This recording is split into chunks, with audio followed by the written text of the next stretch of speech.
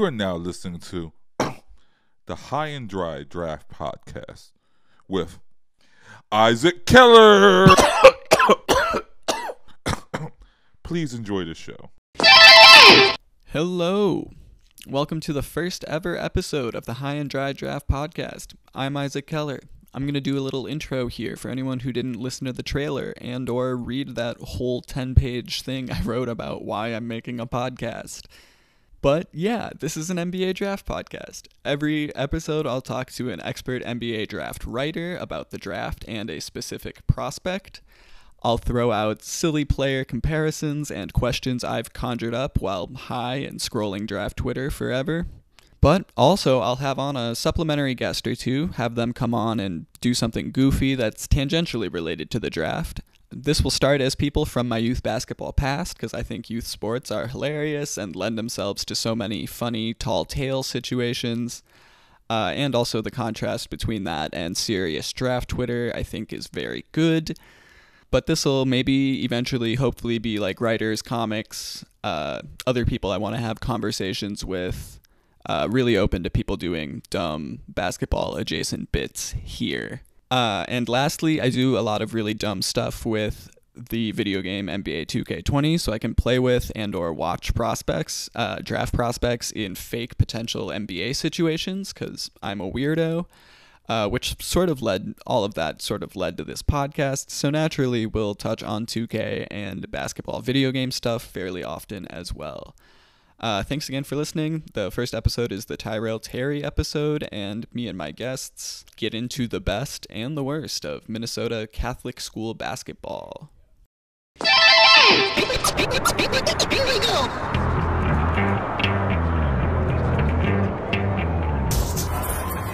There we go. Okay, cool, nice. All right, hello. Welcome to the first episode of the High and Dry Draft Podcast with me, Isaac Keller. I'm so happy to be joined by a few of my Crondelet colleagues today. For the uninformed, which is probably everybody that didn't grow up in Minneapolis. Crondelet's little Catholic school in Minneapolis where I went. Three of my guests went on to go to Salle High School, where Tyrell Terry, our prospect for today's episode, went. So we're going to talk about that, growing up in proximity to Salle, and kind of like that, how that was our ticket into like getting into youth basketball and like the draft sort of through that way. And also just Crondelet, because of the two Catholic schools mentioned right there, Crondelet is not a basketball powerhouse like De La Salle. I believe our 8th grade year, like our tallest guy was like 6'1". We had gotten to a lot of hijinks playing in the like men's middle school basketball league or whatever, the Catholic league. Very goofy, a lot of funny gyms, a lot of goofy parents.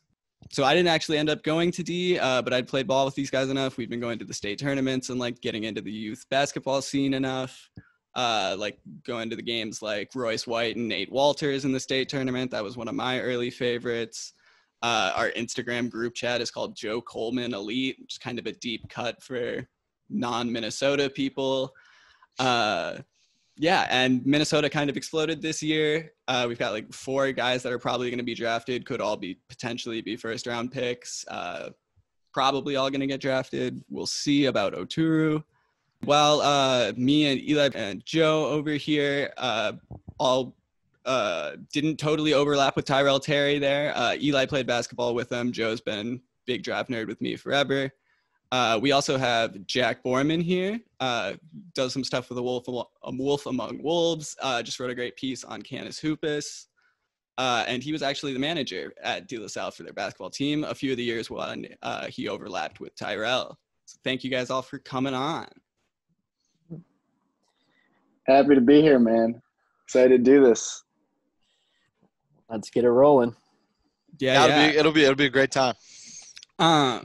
So just kind of like as a starter, I just want to like shoot the shit about Crondelet in general. Jack, I don't know if you remember this. Joe, I don't think you were there for that game, but Jack, you played up with us. One for a game in St. Michael's. St. Michael's, I remember that game. Yep. And that, I think it's the only meaningful buzzer beater I ever hit in my entire life to send it into overtime.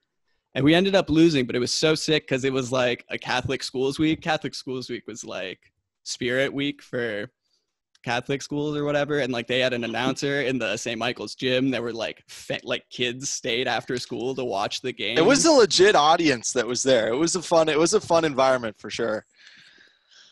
When you look at the scope of all the Catholic school league's gyms, like this was over capacity. Like they had kids anywhere from probably 3rd, 4th grade all the way up to 8th grade watching this. So it was a very high stakes environment. Compared to like the same 4 parents that have been at every game since like 3rd, 4th grade, like you're feeling the hype. Like somebody's yelling out numbers after like you score. That's big time. Like, I don't know. I love youth basketball because it just turns into like sort of like cartoony representations of everything. Yeah, I remember when I first. So I think the starting 5. I don't remember if I started, but I remember that when I first walked out on the court, I looked over at Eli, and Eli was just like so laser focused and locked in, and I was just kind of in that holy shit. There's a lot of people here, and I'm playing up, and this is not an environment that I was like super comfortable in as like a 5th grader or 6th grader or whatever year it was. But man, that gym was rowdy. They had 6th grade Jack just rattled walking onto a gym floor. It was crazy. I gotta say, that was the first time I ever got heckled. Like somebody actually called out to me individually. It was like talking shit. Like this is a Catholic schools league. This kid was probably I don't know 4th, 5th grade. It was something I had to get used to real quick. I gotta say. Just general context for people. Eli was easily the best player in our grade, and was like noticeably a few levels above everybody for a number of years at that point. The reason Joe wasn't at this game, Joe was kind of like an aficionado at our school. He was like acing all the tests, was playing quarterback for football, getting leads in all the shows. He was also a star trombonist in our jazz band. Had a concert that night, so we had to bring up some 6th graders. Is that why I was trying to remember what it was? I guess that would have taken like me, Charlie, Sam, and Dan at least all out of the team. So it would like make sense. All the big guys, basically. Yeah. Everybody 5'8" and above at that point. So it was Jack and like Riley Esperson, maybe. Cooper was there too. That's right. Yep, I remember. I've heard stories of this, but yeah, Isaac, I was definitely not there to see your magic performed in person. I think honestly, just Eli dished it with. off. I was like on the wing. I think Eli got doubled at the top of the key. Yeah. And had to make something happen. Wait, you're saying Eli was doubled at the end of the shot clock? Don't start this, Joe. At the end of the game, and he passed it to someone? We're going to have to tell this story now. I don't think Eli – well, I've given him a hard time for years. I think he liked to play a little bit of hero ball at the end of games sometimes. It's probably not as bad as I make it out to sound, but there was one game in particular against Minnehaha, which I think was also our 8th grade year. That was like our rowdiest home game. Yep. For whatever reason. And I will always remember Eli gets inbounded the ball. We're down. Got to give a little bit of context first here. Sure. So this is no regular Minnehaha team. I mean, this team beat the 2nd place team in the league by 20 the week prior to us playing them, and we had lost to that 2nd place team by 20. So essentially a 40-point underdog here. And boy, they came into our house, and I think we really set the tone early. We were kind of neck and neck the whole time. Really got down to the last minute or two. I think a couple people made a few very clutch free throws. I want to say, can't quite remember, but I know there were some free throws made that really kept us in there at the end. But yeah, Joe, take it away with the last, 10, 15 seconds or so. Yeah, well, so I'm pretty sure they made a basket. It was either a free throw or a basket because we were taking it out under the basket. That was with like 6 seconds to go. Yeah. So they scored, and their whole section was going wild. They're up by 1 at this point. It was 1, right. I was usually the inbounder, so I might have been the one to pass it to you originally. And you always did this thing where you come running in front of the inbounder, so you get that running start. And, of course, the ball is going to you. You start sprinting up the right side. The whole team knows that you want to shoot this ball. And I don't know about the other teammates, but I know I found myself wide open under the basket. We're down by 1. I'm waving my arms, trying to get this guy's attention. And I think Eli might have had the long-haired look going at this point. So sometimes his vision was a little impaired, I think. And he decided to hit a little, I like to call it Bronson Koenig style, step back to his right. It must have been a long 2, fading away. Nothing but net. He hits it. We win the game.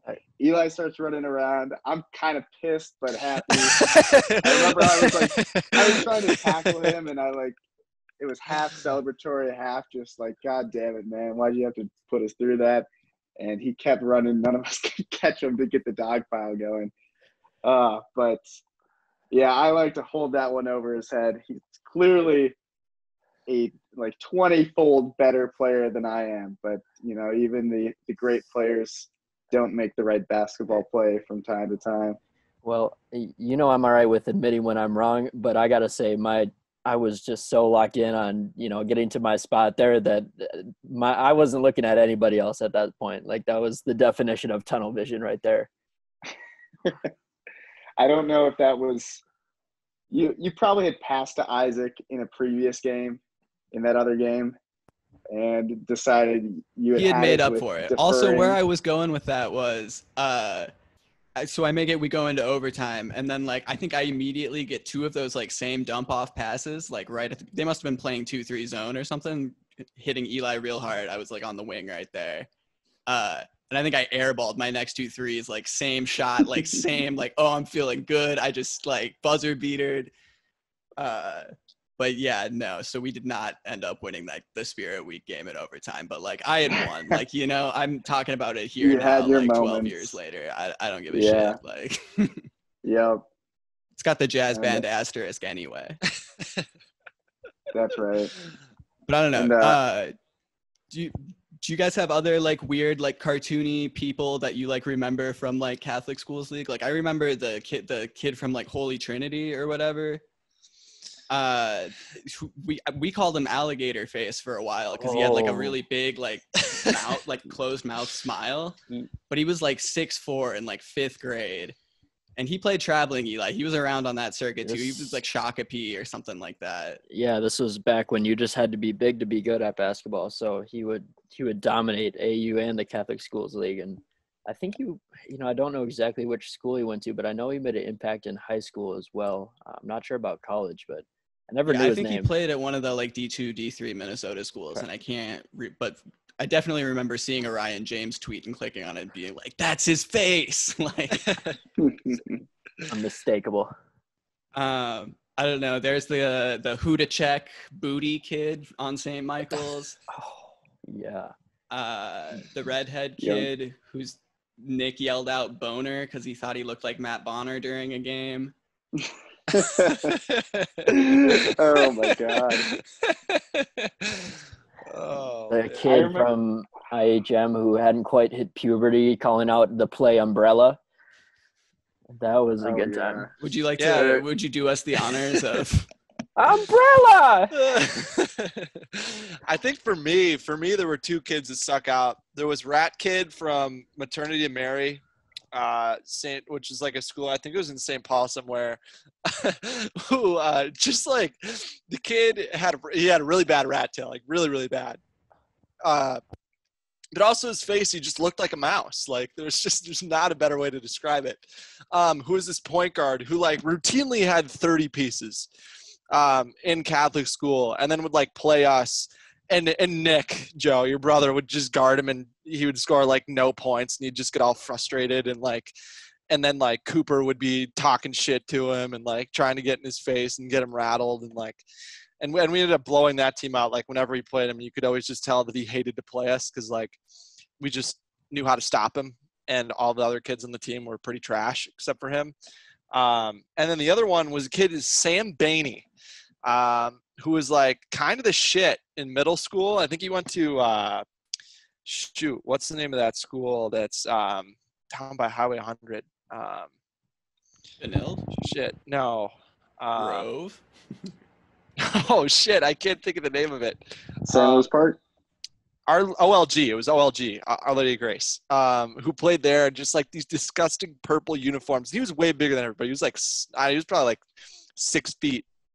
His 8th grade year, it was him and then like this one other kid, like Derek Dries or something like that ended up going to Benilde, and Sam went to Holy Angels. But like these two kids just like came in and thought they were the shit, and like had their like beats on before the game, the first generation beats that came out back then, and like just were trying to talk all sorts of junk. I remember I got a technical for like swearing at a kid in a game in 8th grade after like blocking him, and then it was just a whole thing. But it was those two teams. It was Maternity Mary and OLG, where like OLG would be more kind of like the Minnehaha game, where it's just like neck and neck all the way through.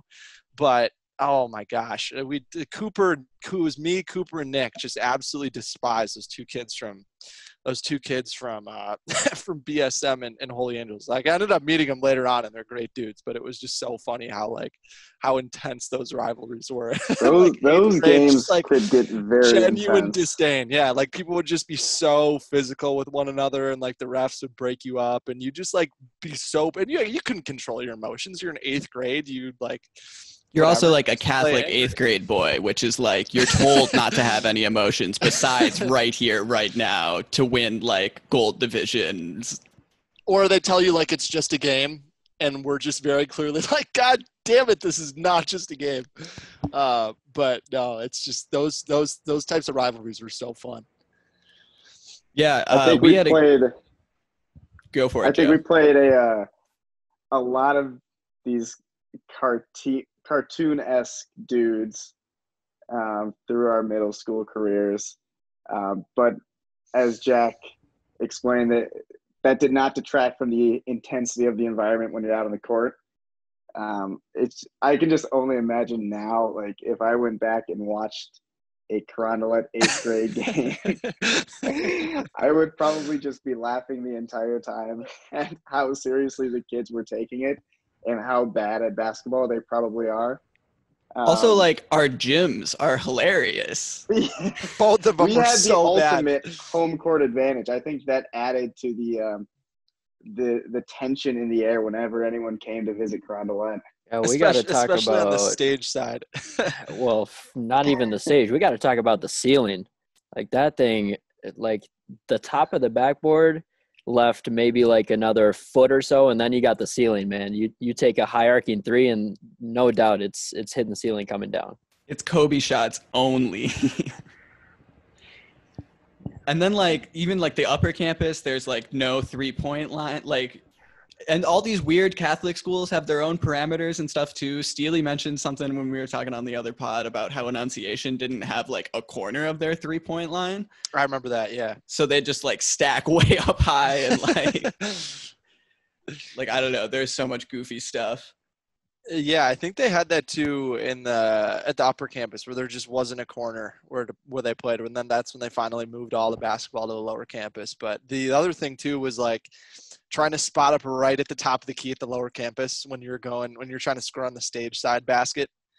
Just because if you were on either wing, you'd have to play with the two black bars, Things that came down that would like help propel or keep the basket up in the air, was just like a whole different animal that you had to deal with. And it was just like, it's like how the Wolves now have those like shot selection stickers on the floor. It's like you have a green and red stickers where it's like, all right, this is where it gives you your best chance to just not get totally reamed by the ceiling or by anything that's up there.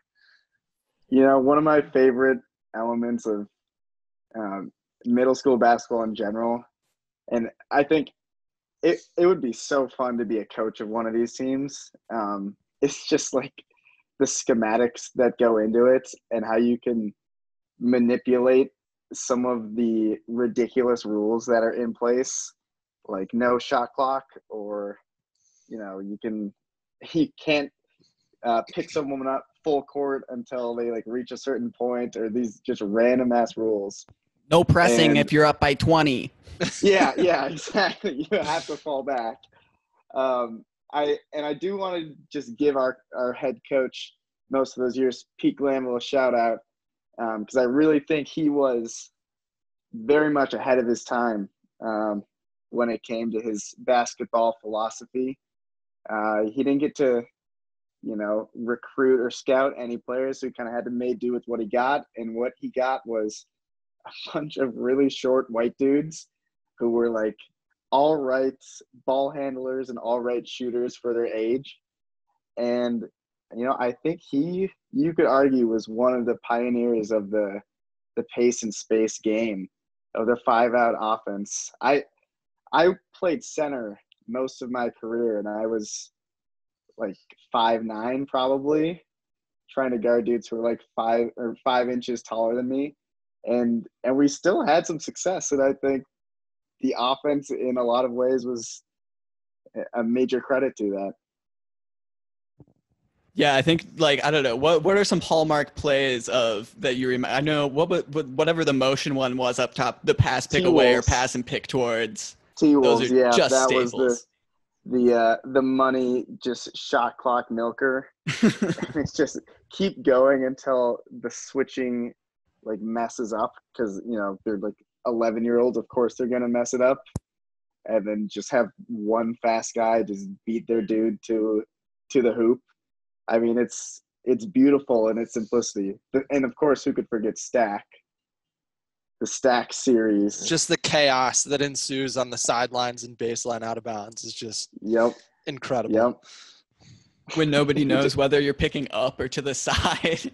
See, that's the thing about Stack, is when we used it as an offensive set, we had about 5 or 6 different variations, just numbered 1 through 5 or 1 through 6. And all I can remember usually having the ball at the top of the key is Stack 2, because that was an isolation. Just drive to the right side while you got your other teammates lined up on the opposite block.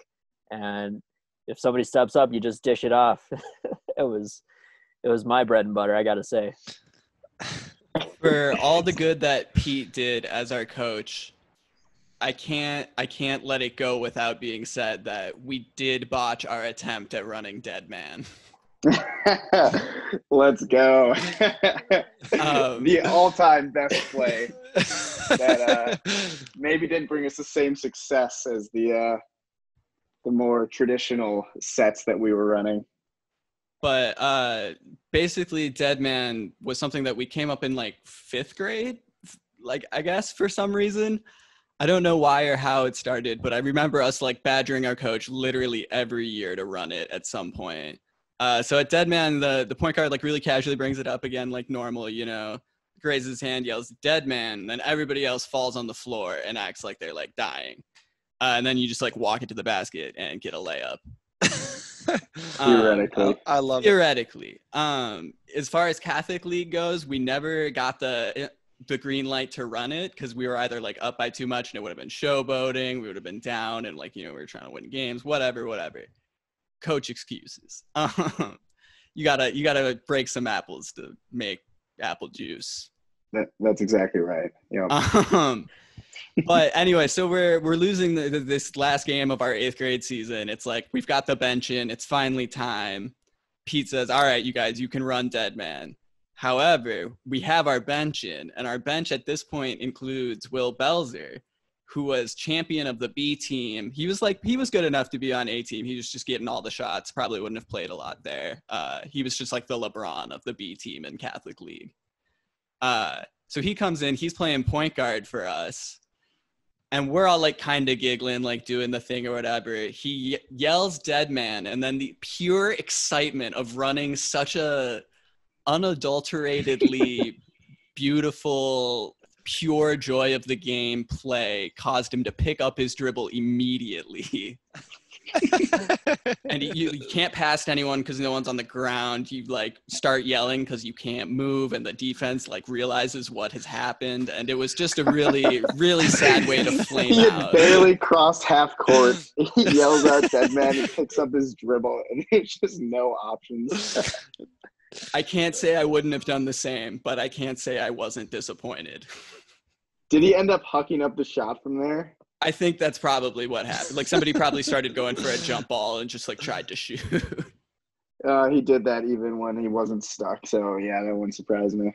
Oh man, wait. Also, that gave me another. When we talk about the iconic 8th grade tryouts moment, or was it 7th grade? Where our boy Sammy G. Oh God. I don't remember anything other than I have a very vivid image of him in like either cargo or jean shorts pulling up from beyond Steph range before that was couth to do. Man, Sammy G would never pass up a moment to show how strong he was. No matter what sport he was playing, basketball, football, when we played during recess, this man would routinely throw the football over the fence of our parking lot, which but also just to paint like, so Fond du Lac has like a big like two parking lot church thing going on here, and there's this one huge open lot where people would play football every recess, and at one point about it just 35-40 yards long. Yeah, something like that. And like it just became a tradition at some point. People would I just have like a vision of like a bunch of like small 6th graders just like huddle around this kid that are like, Sammy G. And he'd just be like, all right, guys, like it's going to happen. And he'd pick up the football and just launch it into the residential area like 40 yards away. I respect the hell out of the brand, though. I mean, it was so strong. I mean, even for younger kids, like we knew it was something. And just all the recess like parent or like teacher volunteers would just be like, oh man, like again. We just went through this 2 days ago. All right.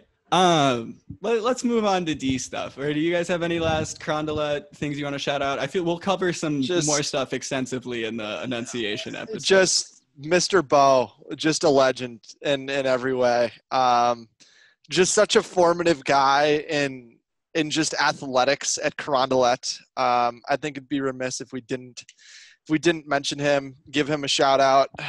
Him and his M16 a shout out. This is our PE teacher, by the way. And the Derek Coleman poster that he had on the back of his door, just raving about him. Just if you make all of your layups and make half of your free throws, you'll win every game. I think it was make all your layups and all your free throws. It was all of them. He was full Daryl Morey, ahead of the game. Yeah.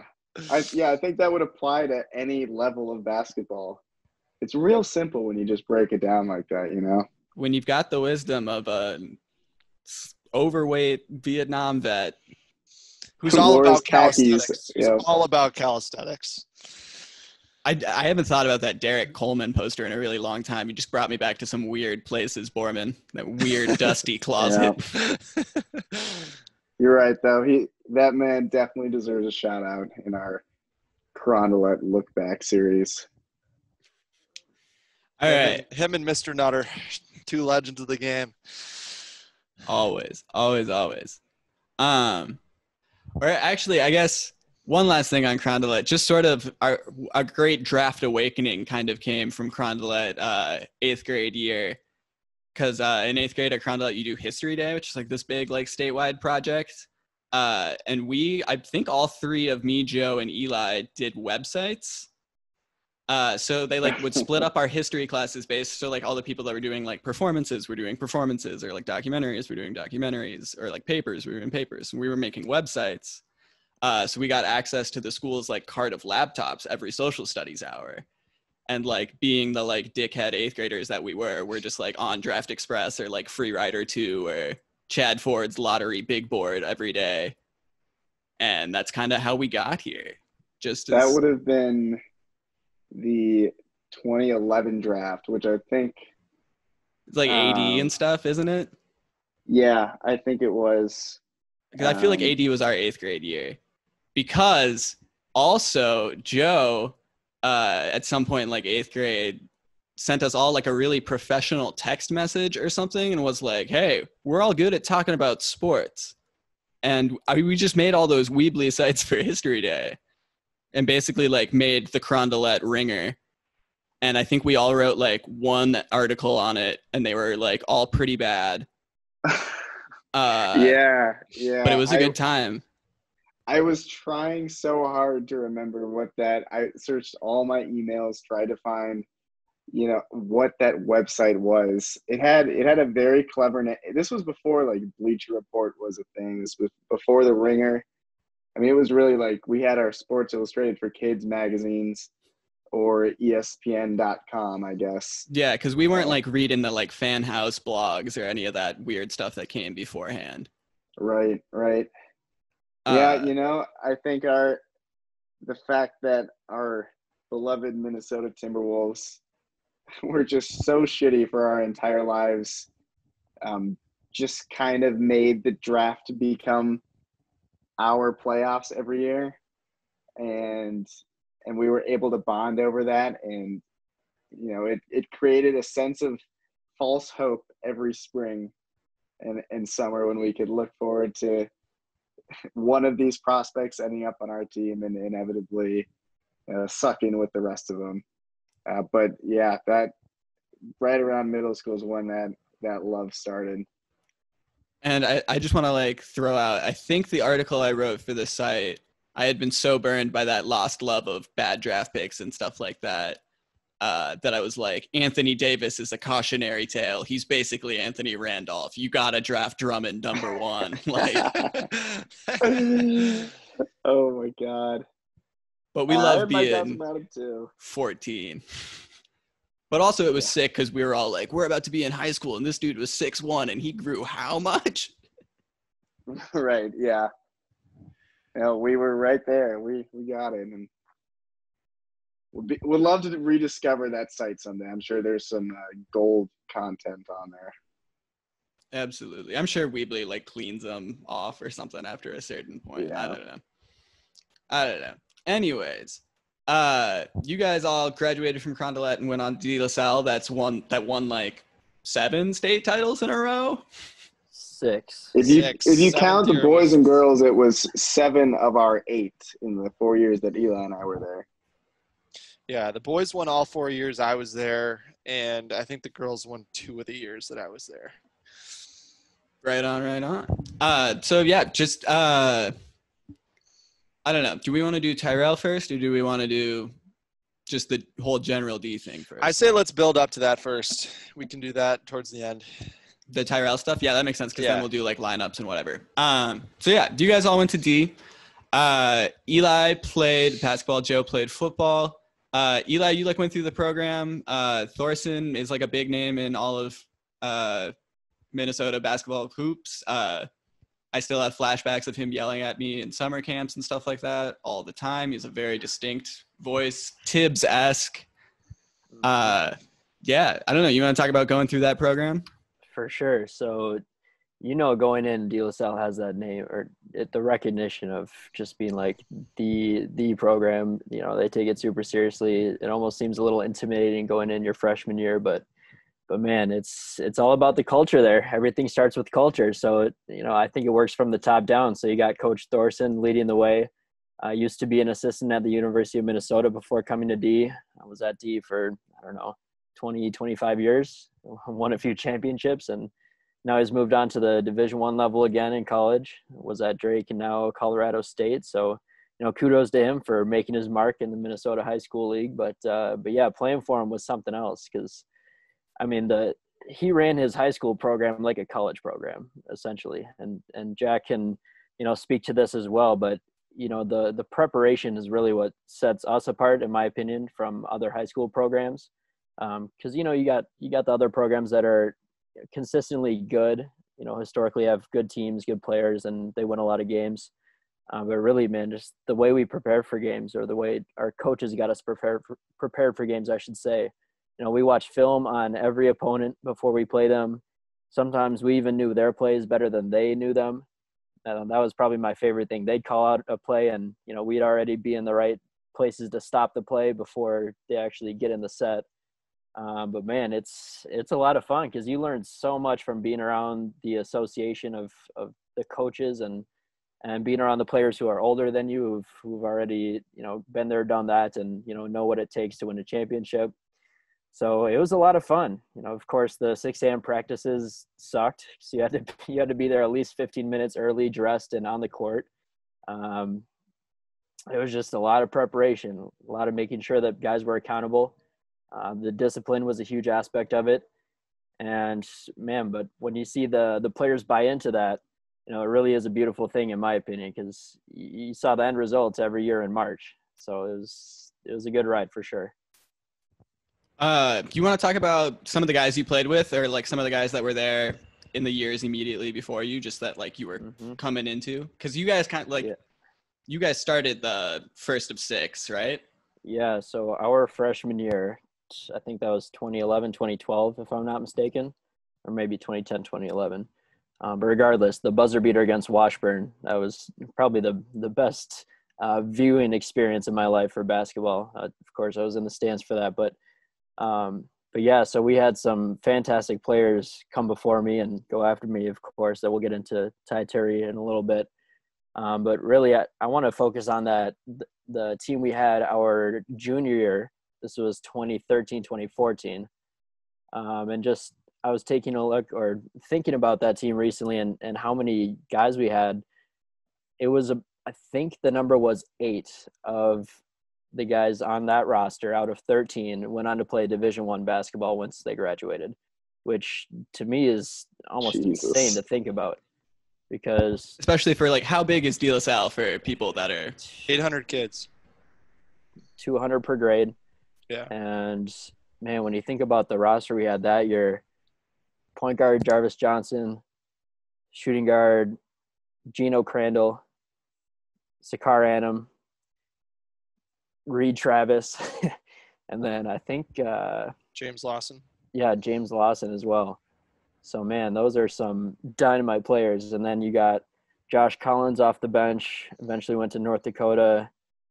You had Malcolm Porter was on that team. He actually transferred after a year or two and went out west. I think he's still playing. Correct me if I'm wrong, Jack.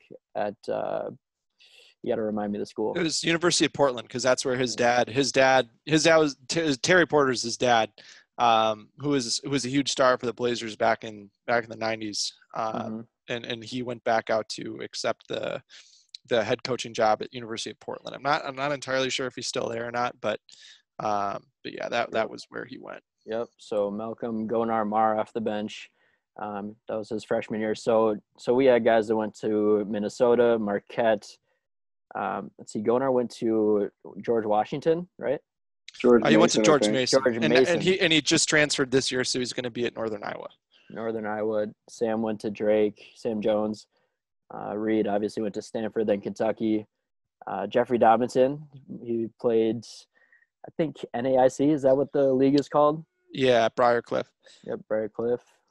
Then Gino, obviously North Dakota, and then transferred to Gonzaga for his grad year. So, man, we had some players on that team, and I was also thinking about some of the opponents that we faced that year. Finley Prep, that was Kelly Oubre that we played against. That was a very fun game. And then we played Marcus Levette the year after, our senior year. Morgan Park from Chicago. They came to the Target Center and played us there. He had like 40-something points in that game too, I think. So the first half was where he did all his damage. He dropped, and I was just thinking about this too, 25 of their 30 points at half. And in the second half, we actually switched up our defensive scheme, and he only scored about 5 second half points. So that was the only reason we won that game, because the dude outscored us alone in the first half. It was not looking good for a little bit. Yeah, he had 26 in the first half and finished with 39.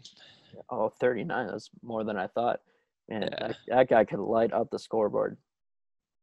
So, do any of those D guys stand out to you, or just like guys you played against that you're surprised didn't get as much recognition, or like around Minnesota?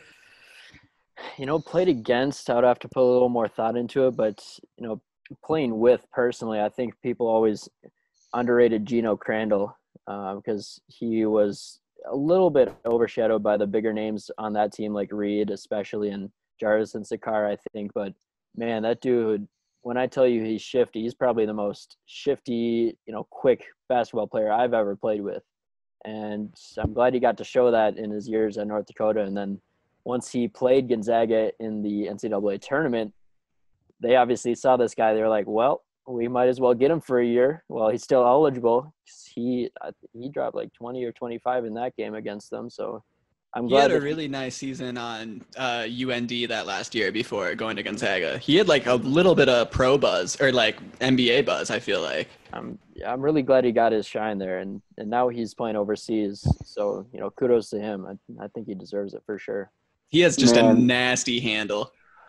Like you could see it in high school, but he was always so skinny that people just thought like there's no way this is going to continue to work at the next level.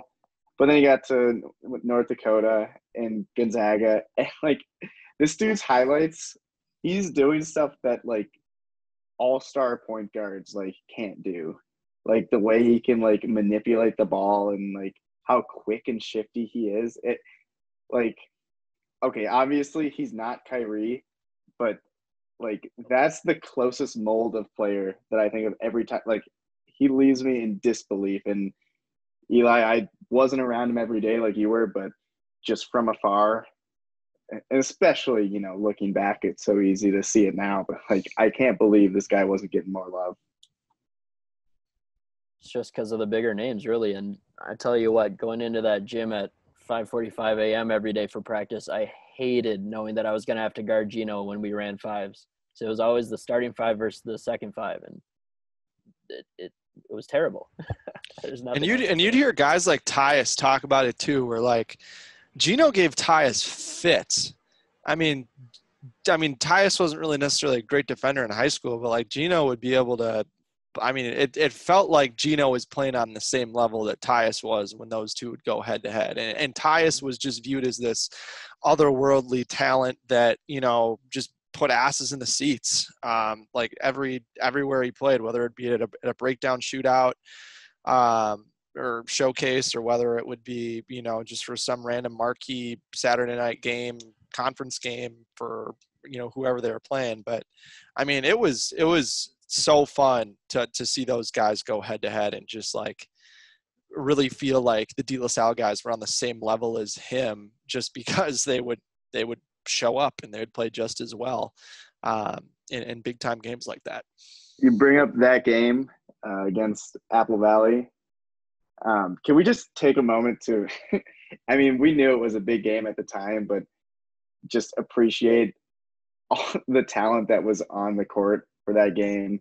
It would have been our junior year. So when Tyus was a senior over there, we didn't have Reed in that game. Yeah, that's right. Yeah, so we had to kind of pick it up without Reed. So we know, we had 7 or 8 guys at D. Then over there they had Tyus, and Trey was like a freshman. Trey Jones, Gary Trent. Brock. Those were the big guys. But yeah, then there was that Brock dude. Brock Bertram. Yep, he went to Buffalo. Yep. That's all I can remember off the top. But like, my God, they had a few other D3 guys. That has to be up there for like biggest, in-state basketball games in recent Minnesota history. Yeah, going back to that game, so Apple Valley won 83-69. And Gary Trent had 31 as a sophomore. Brock Bertram had 17. So Tyus had even less than that. And then Sakar had 35 and Jarvis had 21 in a game without Reed, which was pretty crazy. But yeah, I remember that game was at Hopkins. That was a dogfight of a game. That just like, I remember the ref, we were all so pissed off at the refs because they kept giving Tyus every foul call that he wanted, which was tough. But the extent to which Tyus owned Minnesota basketball his senior year, like even though we had 2 other All-Americans, was like and like for good reason, he was really good. He was like the poster boy. He's like, but like he was everywhere.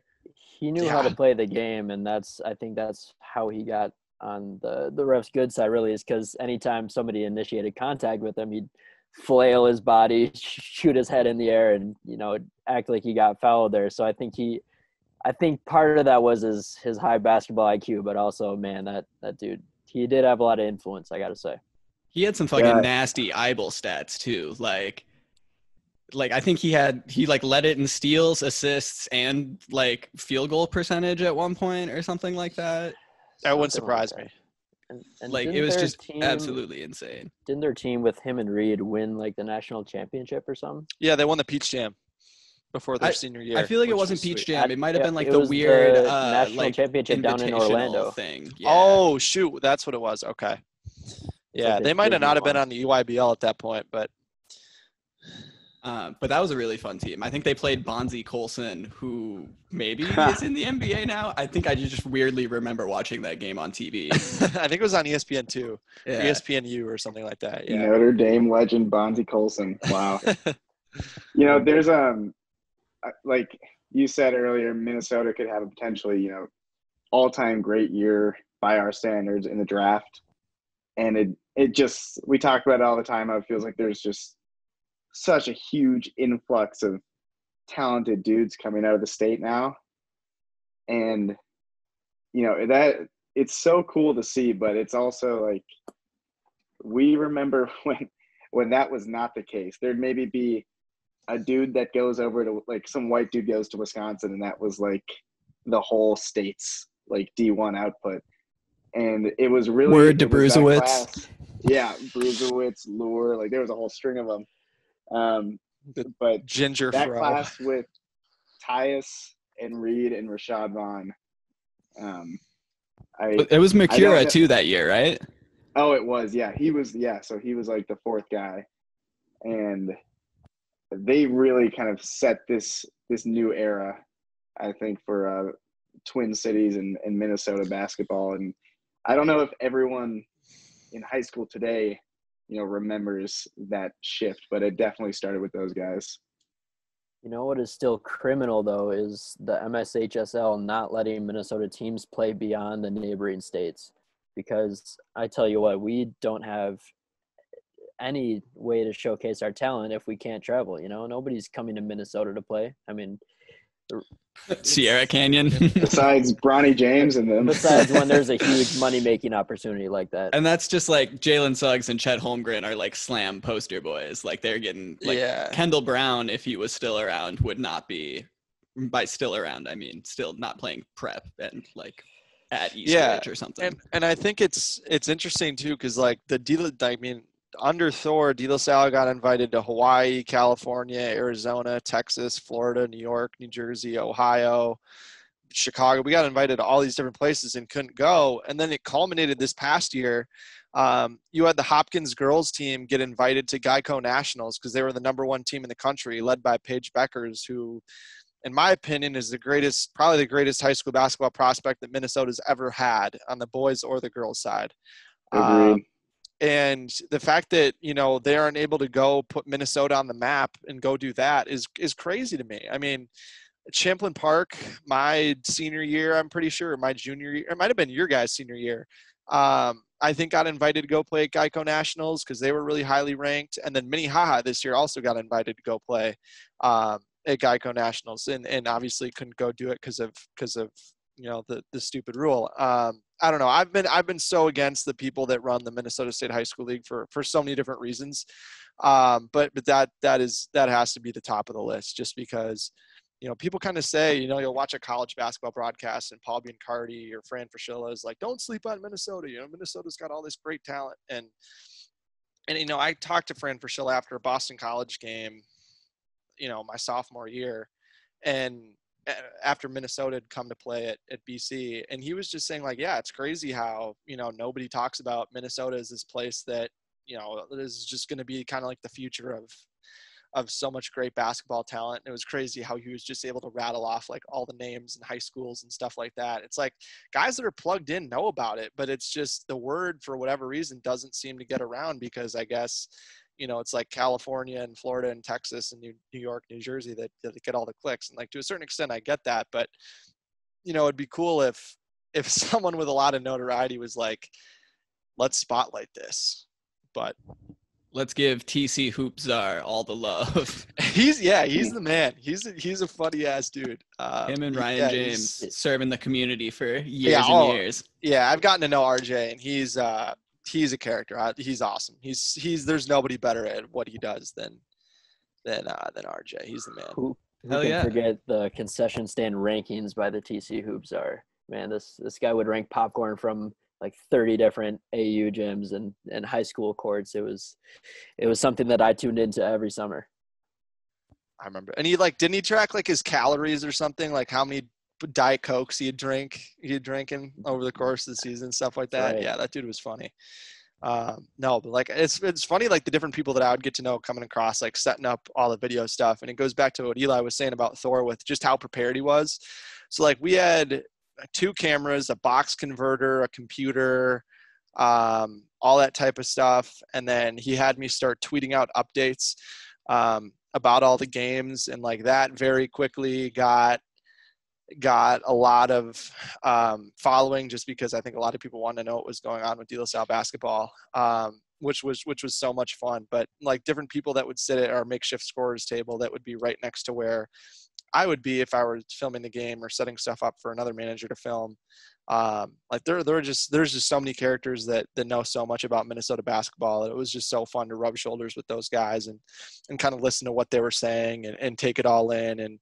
And definitely kind of like you were saying, Joe, it was really cool that, guys like Reed and Tyus and Rashad kind of started this whole thing. And then, that was really my freshman year of high school. And then as I progressed through high school, all these other guys just started coming up. It was Gary, it was Trey, it was Gonar, it was, McKinley Wright, just guys like that have just been so fun to watch and grow and develop on a more national stage.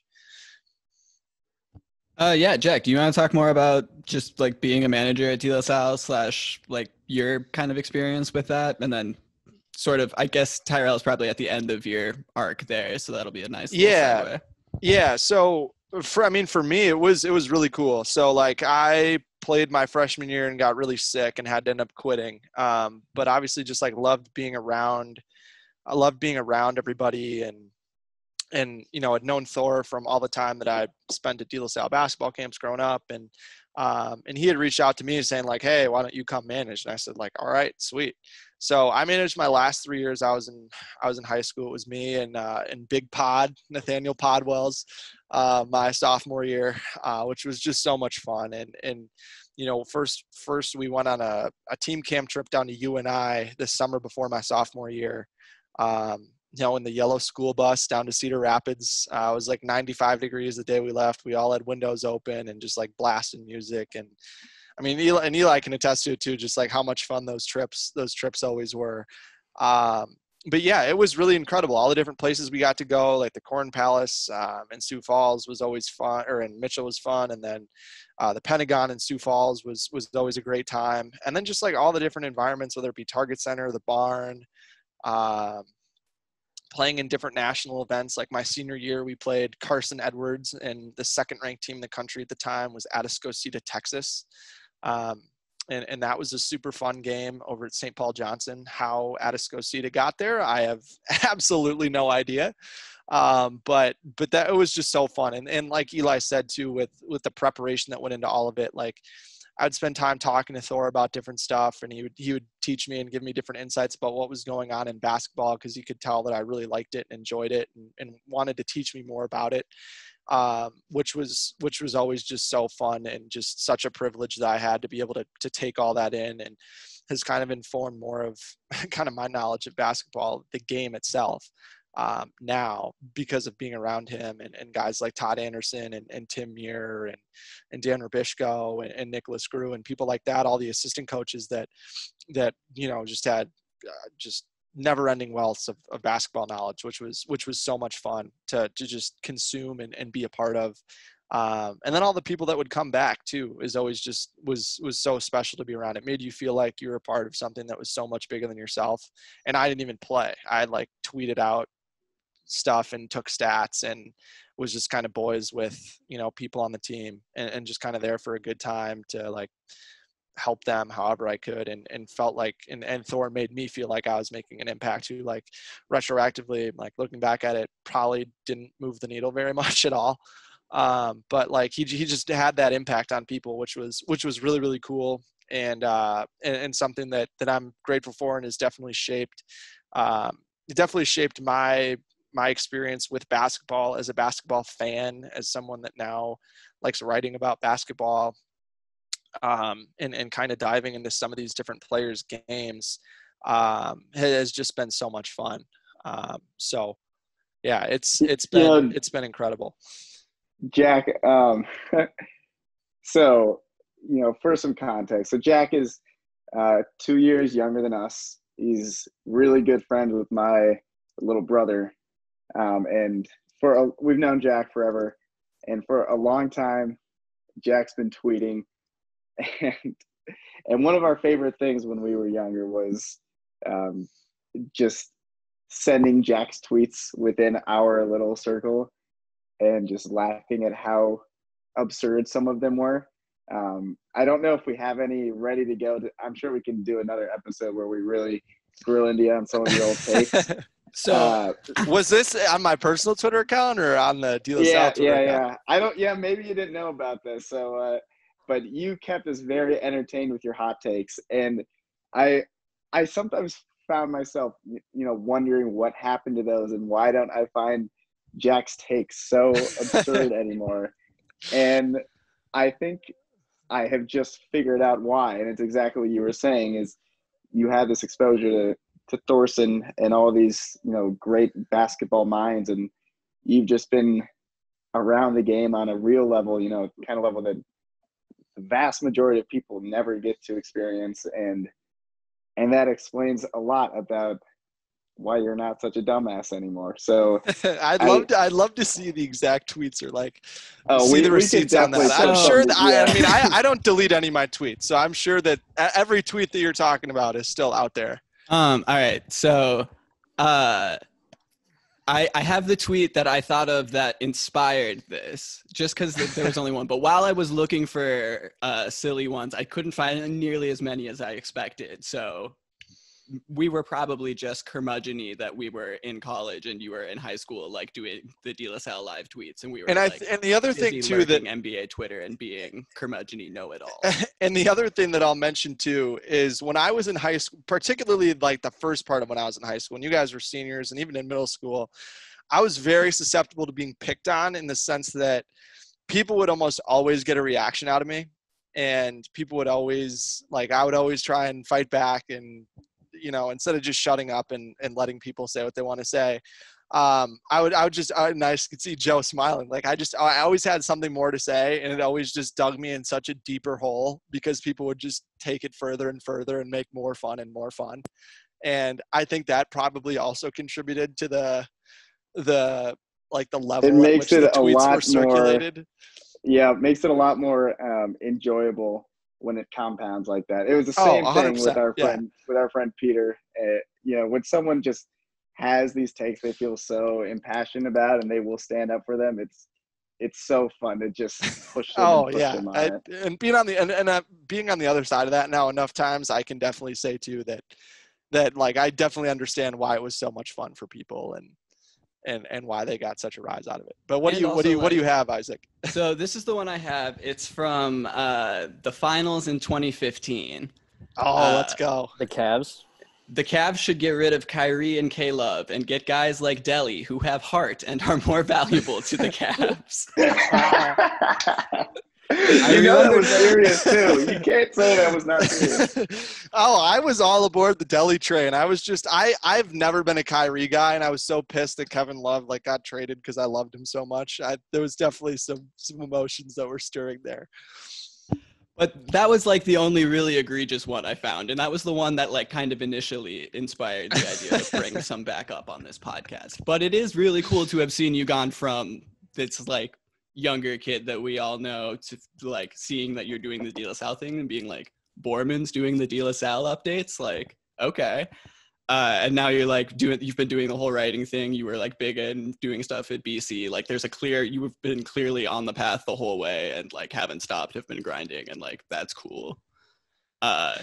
Yeah, like I'm just here making a like stoned podcast talking about Crondelet and stuff. Like it's cool that you're like legit doing the thing and I can like bounce questions off you for stats and whatnot. Yeah, it's definitely been fun. It's definitely come with bumps along the way in the sense of, I think there's a learning curve to it. You gotta learn how to understand how people might react to some things and kind of get creative about the different ways to think about it and really make sure that, a lot of the details are right, because you'd be surprised about who wants to tear you down and nitpick about super small details and stuff like that. But it's just been really fun that it's just like, it's a great outlet to connect with different people about, the Wolves or about the NBA in general has been super fun. And just meeting people who, are really kind of in it full time, like going on Dane Moore's podcast last week was a lot of fun. Just like getting to shoot the shit with him and bounce stuff off of him was pretty cool. And to hear his experiences were sweet too. Yeah, that's awesome, man. Yeah, it was definitely a great time, and just something that it kind of, it's just like you have so much fun doing it that you kind of always remember why you wanted to start doing it in the first place and why you keep on wanting to do it. And now, hopefully we won't have just a dog shit basketball team for, the foreseeable future, where it'll be a lot more fun to write about it and cover it, potentially in person in future years. Yeah, so it's definitely been a fun ride for sure. Right on. So let me ask you this, Jack. So you said hopefully we won't have this garbage team going forward that we've known our entire lives. I think I know where you might be. I'm holding out that hope from. So Jack wrote this article. Was it on Canasupis? Yep. Yep. On how, why, and just everything in between on what it might look like if Devin Booker were to be pursued by the Timberwolves. And I read the article. It was fantastic, thorough.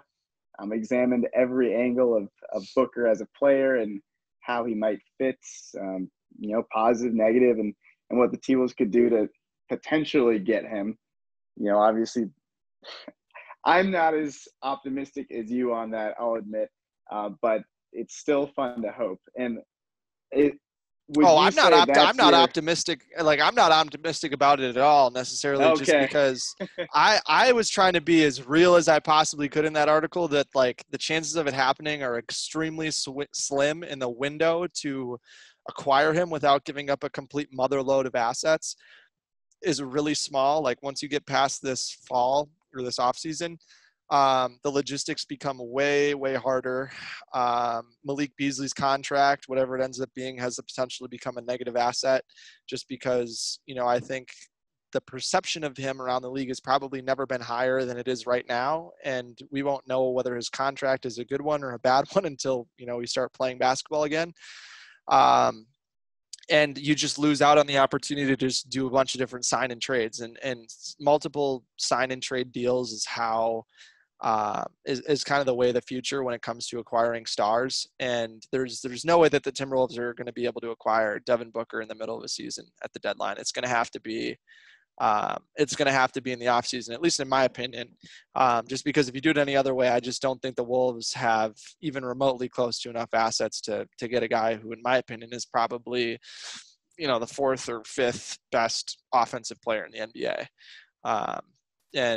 And it's just, I mean, and like I said, and like I laid out in the article, like Phoenix has no reason to trade him, even if he walks in and is like, I want to get out of here. So right. I put the chances of him actually playing in a Wolves jersey at like 10-15%. But it'll be interesting to see what ends up happening. If he requests out and there's even a sliver of a chance that, the door, or a sliver of an opening in that door, I think that the front office is going to do everything they can to capitalize on that. So it'll be fun to follow for sure. We can hope. And it's all we've ever known. You've been tweeting anything that has to do with Devin Booker, it seems like you're retweeting it of like, this man's going to be a Wolf very soon, or just for fun. Yeah, I know it's just for fun, but yeah. it really seems like it's taken another level in Minnesota basketball Twitter. Like you're getting likes and retweets, and now I'm seeing other writers starting to write about it. Do you feel like this might be the piece that kind of gets you into that next level of like, Twitter and writers circle in terms of at least Minnesota? And I think so. Yeah, I mean, I think so, just because I don't really think there's anybody else that's writing for a blog site out there that's going to take the amount of time and detail. I mean, it probably took me 15, 17 hours to put that whole thing together, whether it be watching probably 3 or 4 full games, going through a bunch of different clips, reading things about him, and in terms of like background and different stuff like that, just to kind of get a better sense of who he is, and just researching and making sure I know information that that could be useful and painting a picture about him. And so, yeah, I think so. And I mean, I think going on Dane's podcast, like, what was kind of like an I'm here moment, I guess, in the sense that, you're talking to somebody that, has been doing the damn thing for 2-3 years now, and is really well respected in those circles. And I think a lot of different people reached out. I mean, different people from like The Athletic across the country followed me, and just like said that I did a good job with it, which was really cool, and just like a great feeling to know that people were reading it, and that, other people that had no idea who I was sharing it and saying, this is really great, you should check this out. And that even Suns fans were like, yeah, there's no way in hell that we're trading Devin Booker, but this is a really good breakdown of his game. Was something that was really cool. And I think that, just the intention and thoroughness behind it was well received. And I'm appreciative of that. And I've been doing a bunch of different podcasts as a result of it, which has been cool as well. So just kind of casting a wider net, I think will be fun. And yeah, so it'll be fun kind of now to write about the Wolves potentially getting sold coming up next year, and then getting right back to the film grindstone with Serge Ibaka here in the next couple of weeks. That's awesome, man. Awesome. We have to talk about the T-Wolves news, right? Anything is possible. We haven't had T-Wolves news in like half a year, it feels. Yeah, sure. I feel like it might not make it onto the pod, but like let's get to Ty first. Yeah. Yeah, because Jack, you got like what, half an hour more? yeah, I've got like 25 minutes. 20 minutes. All right, cool. Trying to be flexible. But yeah, let's talk Ty. Jack, you want to give us just a breakdown of him as like a NBA draft prospect? Yeah, so my view of Ty obviously is incredibly biased, just because Ty's a friend of mine. I've spent time with him. We want all the bias. You're the scoop here, Jack. I've spent time with Ty, off the basketball court, on the basketball court, in the basketball setting, not in the basketball setting. And he's an awesome kid that I think just as a person, as a friend, I think it was really cool for me to see people start talking about him in an NBA draft context over the course of the last 6 to 8 months, just because like I know firsthand how hard he works and how much he's been at a disadvantage just because of his size. Like when I first saw Ty play, it was in a JV game my junior year, because he's 2 years younger than I am, wearing a 2X number 33 jersey, dropping 25 points in a JV game. Just saying, like, who the hell is this kid in a 2X jersey just killing guys that are older than him? And so that was the first kind of real view of him I had. And just still, like, no matter how big he was or how small he was compared to everybody else, he just always found a way to make plays and score and make everybody around him better. And really did that, his whole entire, those first 2 years that he played on varsity that I had the opportunity to see him. And I spent a lot more time with him my senior year because he was a starting point guard then. my senior year. And he, I mean, he was just a joy to be around. Like, he would come down and sit down on the bench and just kind of look at me and be like, what's going on? Like, what is going on that I'm not seeing or whatever. Like, the second anything was going wrong and he came out of the game and would come and sit down at the end of the bench, like, we just talk through it and say, like, this is what's going on. Like, look for this, or this is what they're throwing at you and stuff like that. Like, he always just wanted to learn and kind of come up with like different ways to be successful on the floor and think about things and wanted to change that on the fly. And I think that hunger for learning and just different ways to read and see the game was awesome to see in high school. And I think his senior year was really when things started to or the summer before his senior year, when things started to change, when he started on an Adidas D1 Minnesota team. They played in the Adidas Gauntlet, and he played with, guys like Jamison Battle and Matthew Hurt, who went on to Duke, obviously, prolific scorer in Minnesota high school basketball, and guys like that. And, he was really like the second best player on that team besides Matthew Hurt. Like, he was just running the whole show and getting guys, kind of in line and playing lockdown defense on leading ball handlers who are usually the best players on AAU teams. And people around the country really started to take notice. The offers started flooding in, and they made it all the way to the Adidas Gauntlet championship game. I think they lost to Compton Magic in a really, really close game. But just to see him kind of have that, like, I'm me, I'm here moment in that championship game was really cool. And I think that was the first time I really noticed, like, draft scouts that I follow starting to mention him, which was sweet. He's always been an outstanding shooter and an outstanding passer. I think that that's something that really came into picture at Stanford. Because I kind of had the impression of him before he started blowing up that he was kind of like a game manager, like sort of in the Tyus mold. And then all of a sudden he's like pulling from Steph range his senior year. And I'm like, okay. Yeah. And I think a lot of it had to do with the fact that, like, he wasn't the guy until then. Like, he was playing with so many other great players that were probably better than him at the time, where he was more focused on, like, running the show and making sure that everything that Thorson wanted was getting done on the floor, and that guys were in the right spots, and he was getting the ball to guys, in the right way, the right spots, and in the flow of the offense. And then, like, Eli, do you want to speak to the, like, rigidity sort of that D plays with? Because I know that's a big thing. Like, a lot of people are just calling for Thor to just let the guys run and, like, do their shit, because there are so many freak athletes and stuff like that go through that program. There's two sides to the coin. On the one hand, that you were talking about, you had some insanely talented players go through the De La Salle doors and not get to show 100% of their stuff or exactly how much they were capable of on the basketball court. But they still got results, obviously. But on the other side of the coin, you got the way that Thorson thought. It's system. You got to have buy-in, and that's how you win so many championships, is because you build that culture of buy-in. Because if you're not going to the off-season workouts, if you're not doing the weight training, if you're not, being a good teammate, you're not going to play, plain and simple. So Thorson built good overall basketball players because of that, because they had to work together in a system, which is what you have to do in the college level and in the pros if you get that far.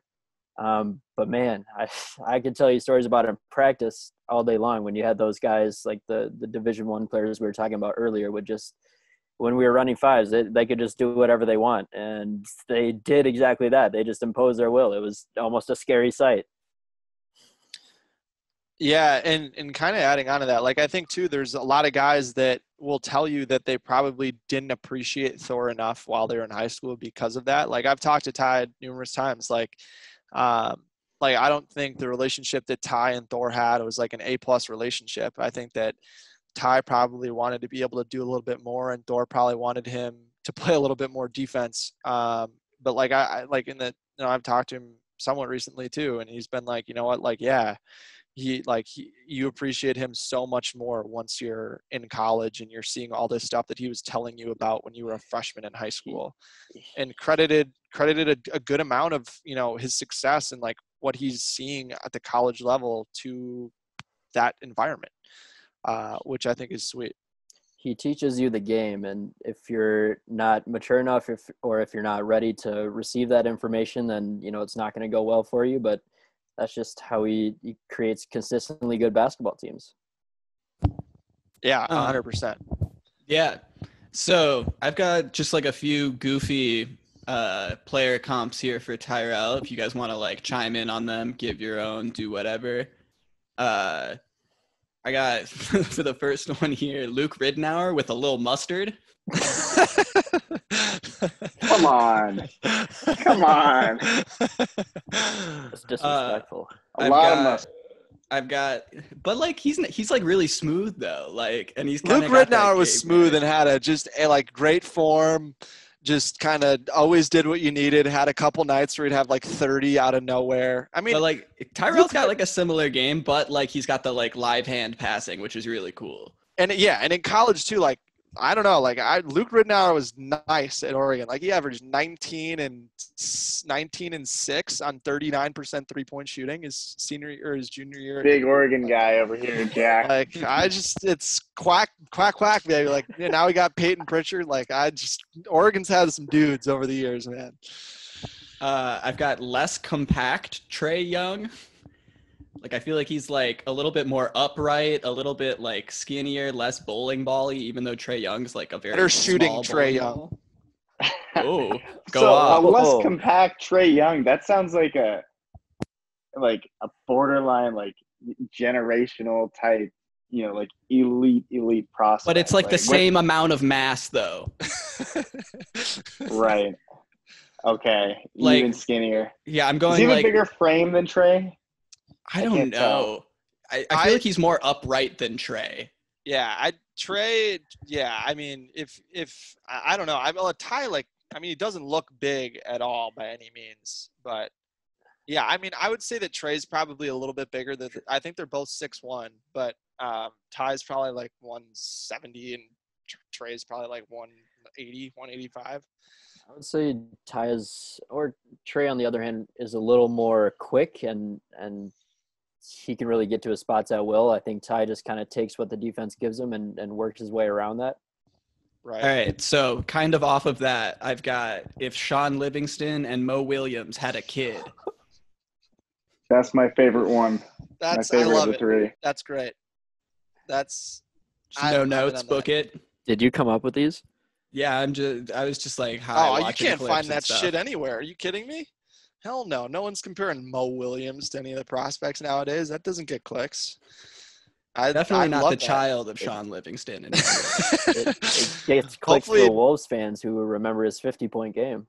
Yeah, hopefully he doesn't have knees like either of those guys, though. I think Mo Williams' 50-point game is going to come up in every episode of this podcast. What about Corey Brewer's? Corey Brewer's 50-point game. Inevitable next. That was solely spastic layups and ones that just had no business going in.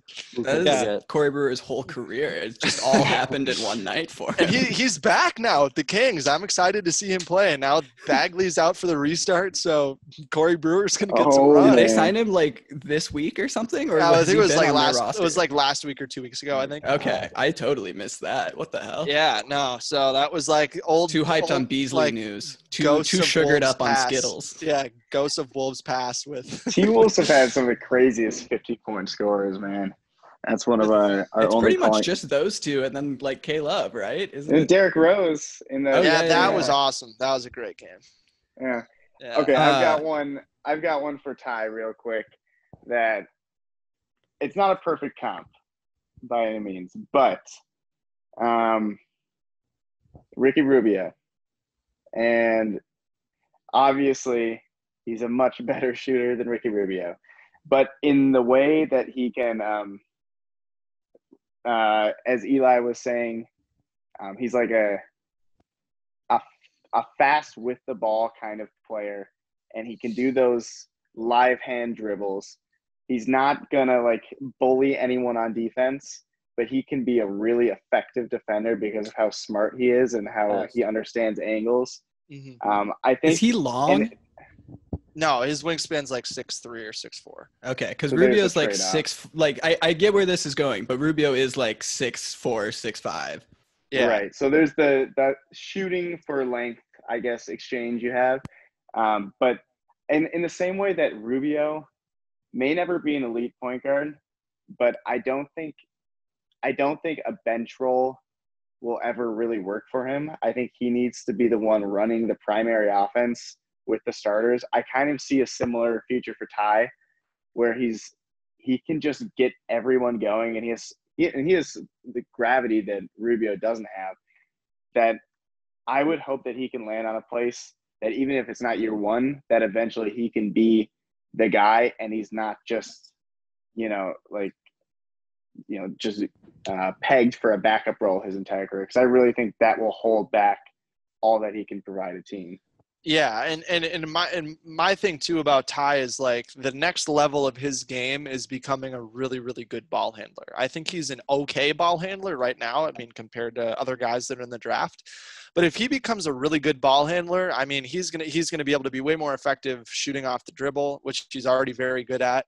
But like Eli was talking about with Trey being really good at getting to his spots and using different dribble moves to get to spots on the floor that he likes, I think, Ty's not going to blow by people, I don't think, very often. And so, I mean, he's very good at like using deception and change of pace and stuff like that. But I mean, if he has a refined handle, I think that'll be great too.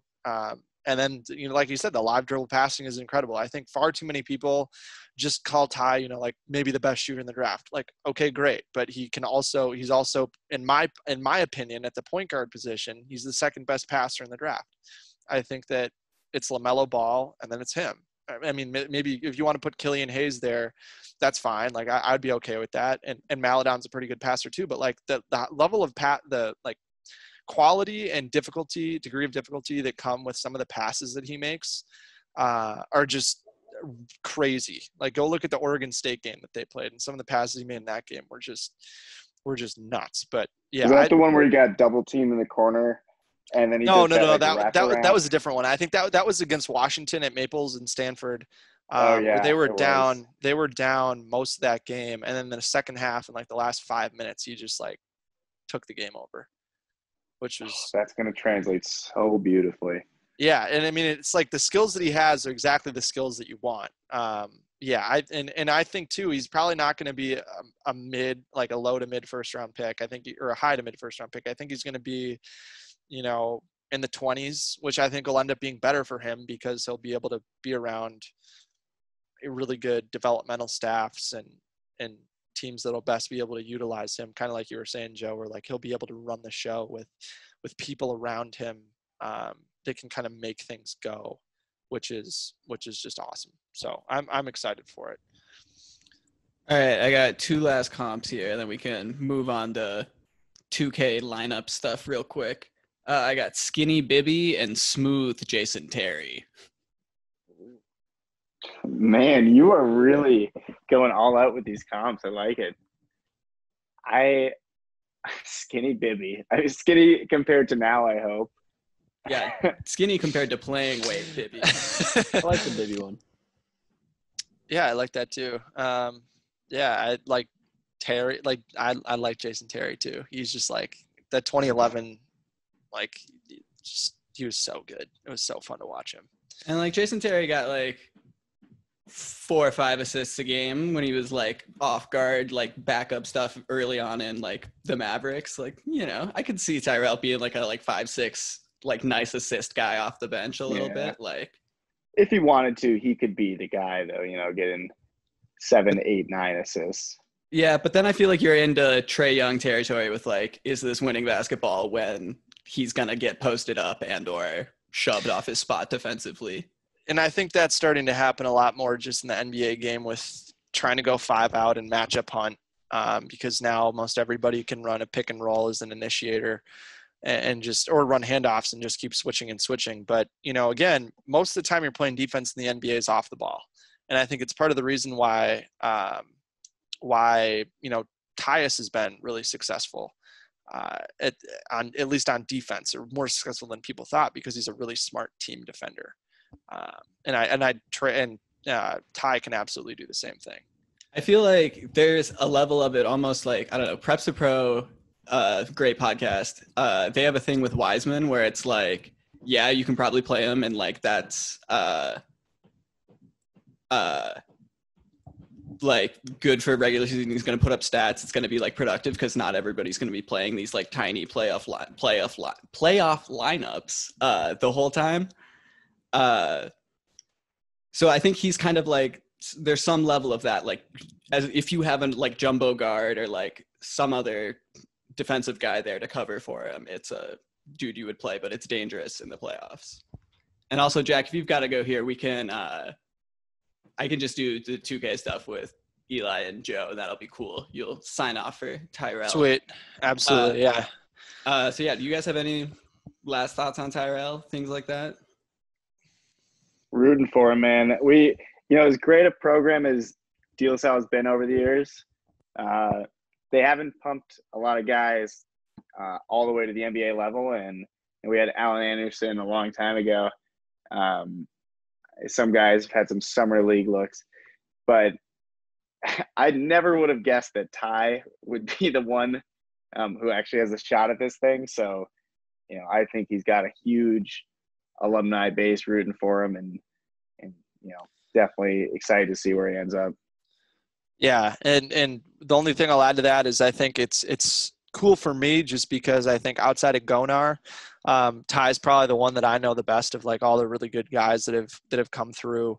And so like being able to catch up with him, hopefully get like family and friends tickets if he's out in Boston or wherever I end up next year, is just going to be something that's such a treat. And as a friend will just be really cool to see. And just something that I can't wait to see. I can't wait to rock a jersey, even if it's like a Sixers jersey or something gross like that.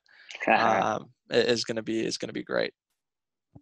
Hell yeah. Well, thanks so much for coming on, talking to Crondelet and Tyrell Terry with us, Jack. You want to plug all your stuff or whatever?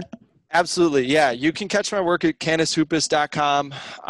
Do podcasts there with Jake Painting every other week called Paint Points. You can catch that on Spotify or Apple Podcasts or wherever you get your podcasts. And then, yeah, you can follow me on Twitter at JRBorman13 for just general stuff about the Wolves, NBA, and just other random thoughts that I've got. So, but it was a lot of fun, and it was good to see all you guys, and I appreciate you having me on. Good to see you. Godspeed, man. Peace. We'll see you guys. See you, Jack. I'm going to run and pee real quick. So this part's getting cut out. Oh, no. You want to fuck with him a little bit? Hi. Hiya. Oh, Joseph. I thought you were going to show me your latest foot blister. Oh, you want to see it? It's coming in nicely. You actually have it's one? actually, yeah, sure. I always got one. Oh, my God. It's the full big toe you see is missing. Yeah, it's peeled off. It's like coming back now. God, dude. On this, and then we've got over here. Oh my goodness! Part's missing. Like that. That's from when we played basketball last. Dude, you gotta see a professional about that. I know, I do. Like, I'm being completely honest with you. That's been a lifelong thing. I finally did a little research. Turns out, if you have shoes that don't. Fine. Yeah. I'll probably edit some stuff here. No, leave it all. Well, I mean, I don't even know what all got recorded. I was worried for a second that I just like had lost the whole thing because it was like still in the middle of recording, but it started converting as soon as I opened Zoom back up. So that's cool. But yeah, that would have been really dumb to do all again. So let's transition over to, I think I'm going to record a really goofy thing where I'd say like the 2K crystal ball. The 2K crystal ball.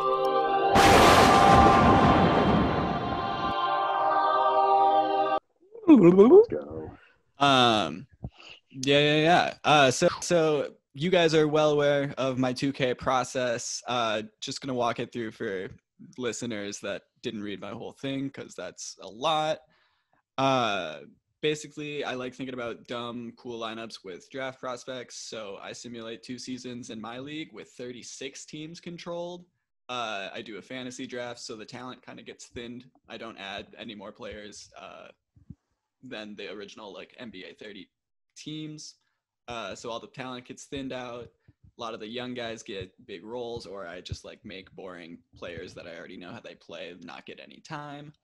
And I come out with these cool lineups and I watch them play because I'm a weirdo that likes having basketball on in the background. And I can kind of like determine all the stuff, like how much minutes people get, how I think they should play, how I think these prospects' careers are going to go. I get to like play basketball God. It's fun. And you're very good at it too.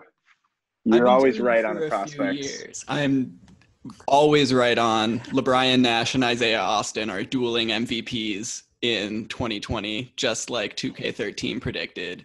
So I don't know. What do you guys do when you play 2K when you're not playing with me and I'm forcing you to pick from these weird 36 team generated rosters? So I'm not quite as weird as you, but I'm like half as weird as you, I'd say. And I mean, you know, I'll do some play now, blacktop style stuff if it's a pretty casual night. But if I'm really trying to have like a 2K night, there's nothing I like more than taking a franchise with a buddy.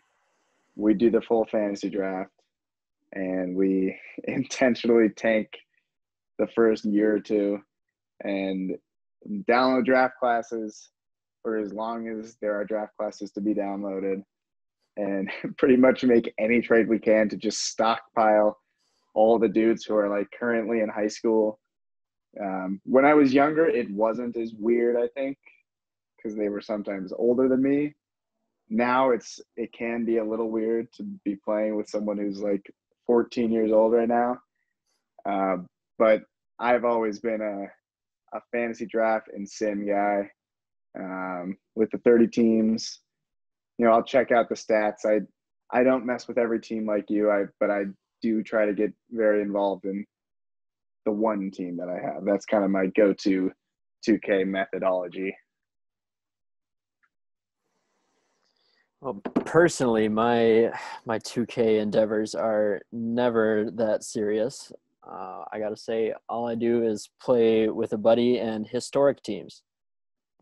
What did you guys do like growing up? Because I feel like I didn't really get into my weirdo shit till like 2K11 when like the historic teams and like we had done the Anthony Davis thing and draft classes like started being downloadable. Because I know like I was a big NBA Live before 2K. I know Eli's got the classic 06.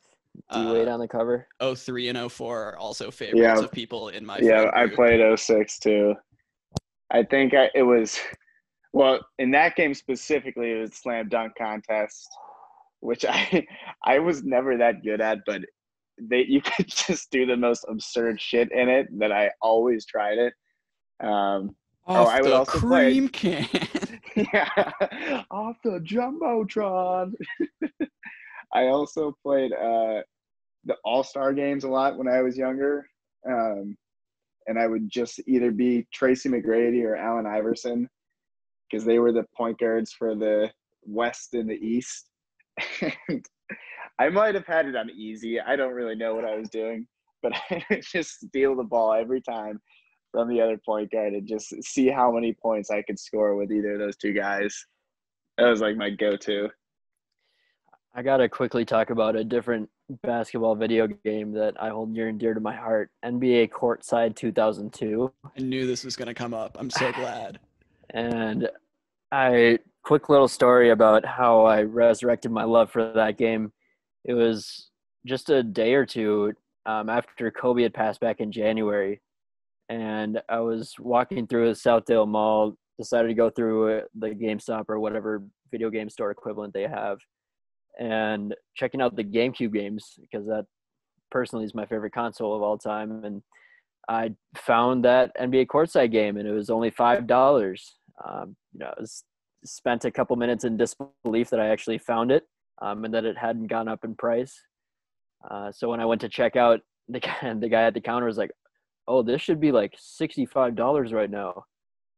And he let me get it for $5 because that's what the sticker price was. But Let's They go. had like one other copy, and he slapped a new price on that one right after I left. So I was feeling good about that, and played it a little bit. It's actually really smooth gameplay for being made in 2001. Man, it's just so much fun. It's almost like, a little bit more smooth than NBA Live, but at the same time, it didn't have nearly as much impact because NBA Live didn't get big until like 03, 04, right? Something like that. Yeah, I feel like 2K was kind of because they had AI on the cover, so everyone was like, "That's sick." Right. Yeah. Definitely. But yeah, no, it's definitely $75 used on eBay right now, and that's crazy. I didn't know it was like a weird like niche game like 2K5 for football or like stuff like that. But I guess they probably didn't make any more courtsides after that. That's right. That's lit. What's your go-to squad and courtside, or like your go-to matchup? Man, I was playing with, who was it? I think that was the Mavericks with Dirk and Steve Nash, I want to say. So that was one of my favorite teams. I went back and, man, I was also playing with the Nets because that was back when they had all the good players on their team. So those two great Nets team. Yeah, those two are my go-tos. Yeah, I feel like NBA Live 2003 or 4, it was always Kings Lakers because somebody would get Peja and somebody would get Shaq, or you do like Garnett and LeBron. Those were like the only teams, and then I guess maybe the Suns if you were. I'd run with the Pistons sometimes too. Yeah, Sheed and Ben were cool. Yeah. You could just abuse players back in those days with the video games because zero fatigue. Yeah, but also like hot take, I'd rather play one of those games than like Street 2 is tight, but also like you can just power block every shot with the big guys. Like you got to make like rules. Like I don't know. You're not playing Street if you want like an authentic representation of players' skill sets. Well, I mean, you're not playing NBA Live 2004 for that either, but I hear you though. Yeah, just the whole like fairness aspect can be swung so easily in something like Street. Yeah. All right, so let's get into the lineups that we got generated here for Tired. Let's finish this up because we've been going for like almost 2 hours. LOL. Yeah, so we got lineup number 1 here. You guys are gonna choose at the end of this which one you want to see. I guess maybe which 2 because this is 2 hours long. Which 2 teams you want to see as like the video shit on YouTube. Also, we're just gonna like talk about where we think he would fit better or how teams are built or lineups or any of the shit. Anyways, first team. We got Cole Anthony at point guard. We got Derek White at shooting guard. We got Rob Covington, small forward. We got Pascal Siakam, power forward. We got Derek Favors at center. We got Tyrell Terry and Saturansky off the bench. We got I wrote O'Neal and I can't. Oh, Royce O'Neal and JaVale McGee. How do we feel about this team? Jeez, wait, what are we deciding again? Just general thoughts. Yeah, just general thoughts for now, and then at the end you'll pick the 2 that you like the best, I guess, or the 1. We'll see. All right. I love that Ty and Sato backup backcourt. He was actually one of the guys that I made. They're both like skinny. They can both play make. They can both shoot. They can both play 1 or the 2. I don't know about Cole Anthony and Derek White, but I like the foursome as a whole. I think that's kind of where I'm at. I love those bigger combo guards like Saturansky. I like the weirdest archetype I'm really into is like the big backup, like point guard, like Delon Wright, like Saturansky. What? There's more. I mean, Marcus like Smart what is kind of like that. Yeah, right. Love Alexi Shved forever. He has the weirdest Instagram. I don't know. I'm really into it. But yeah, I don't know. I like Derek White is right there as another one of those guys. I don't know. I like that it's like a lot of defense in the starting five, but Cole Anthony can get into it, and like you kind of give him some room to roam and fly around because everybody else is going to be where they're at. Yeah, thank God you got Rocco, I guess. Well, I guess you got Siakam too, because I was going to say the Favors JaVale combo is also not my favorite. Yeah, and you got Royce O'Neal. You can go small, like he can play the 4. Yeah, definitely. There's a lot of options with the team. I feel like I feel like this is the sort of role that Ty might get shoehorned into, like being that backup point guard, like sort of Fred VanVleet-y, but not good at defense or not like on ball defense. At least year one. Then of course want him to break out. There's so many good point guards though. I agree. I think and his shooting is going to get him on the floor, I think too. Yeah, you could like sub him in for ATOs. Like he's that good of a shooter, I feel like. Right. And like, I don't know, I think with Covington and like Favors, Derek White not necessarily being initiators, he can still have the ball a lot. Sure. But I don't know, a lot of options there. Let's go to the second team. We got him starting, Tyrell Terry starting, Michael Bridges, Chris Middleton, Jaylen Brown, and JaVale again. We can swap one of the JaVales for like a springy young big if we want at some point. Off the bench, we've got Pokachevsky, Jeremy Lamb, DJ Augustine, and Thad Young. So this is like, he's like running the team. They're all kind of guys that like need stuff set up for them. Like none of them are really initiators besides him, aside from like bench guys that are all like solid dudes. Who was the second guard again? Michael Bridges. Oh yeah, I like him. Yeah, you can they've got a really versatile wing trio there. Yeah. Eli, what do you think? Well, I got to say, I love watching his off-season videos playing against the scrubs in the gym. Man, that guy's explosive. So, I'm a fan of him. I think the team in general, I'm definitely Michael, not Miles. Thank you. I get that mixed up all the time. But I'm definitely in favor of switching out JaVale in this case. I think he'd be better off served. So say it's Zeke Naji, other Minnesota boy instead of JaVale. How do we? Because I don't know. Again, I feel like it's sort of this feels like a team where he would be that 9 assist, 9-10 assist guy, and maybe less of a shooter necessarily. I'm all for it. I like this. I think the Middleton and Jaylen Brown duo would be really interesting because neither is like renowned for their individual scoring ability yet per se. They kind of play off of someone else usually.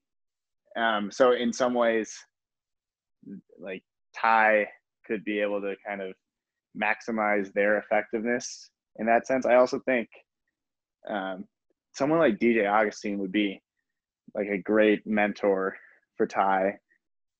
He's, also an undersized, not freakishly athletic dude, but who's definitely carved out a nice career in the NBA and knows how to facilitate an offense and play smart defense. And he can, not as much as his heyday, but he can still catch fire every now and then, get hot. And also, can we talk about mentor?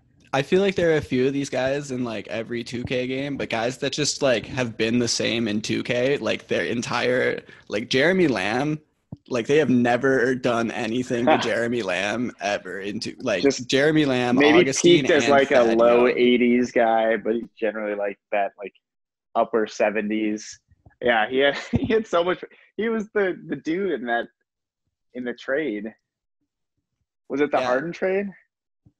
Yeah. No. Well, yes, but am I getting that mixed? I mean, he wasn't Kevin Martin, but then Jeremy Lamb was maybe one of the picks afterwards.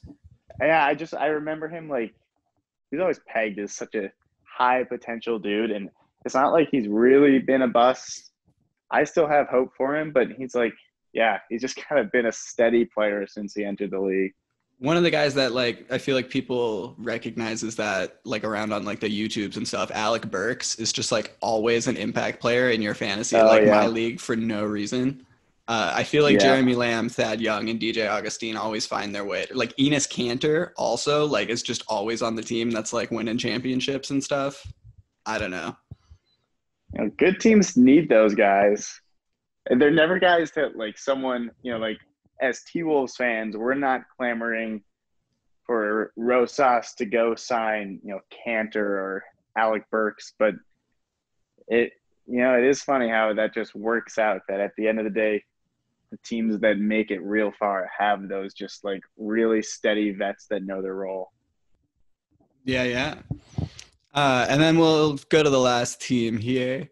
This one, little throwback for us in honor of us graduating high school and graduating into high school 2011, 2010. I used the 2010 season rosters as a base here, but I still loaded in the new prospects. So we got Tyrell Terry at point guard. We got Prime D Wade. We got Trevor Ariza. We got Marvin Williams. We got old Tim Duncan, but like still like second championship era Tim Duncan. He's like an 87 or something. John Salmons off the bench. Oh, John Salmons. Let's Channing go. Frye. I love that dude. Channing. CJ Watson and Udonis.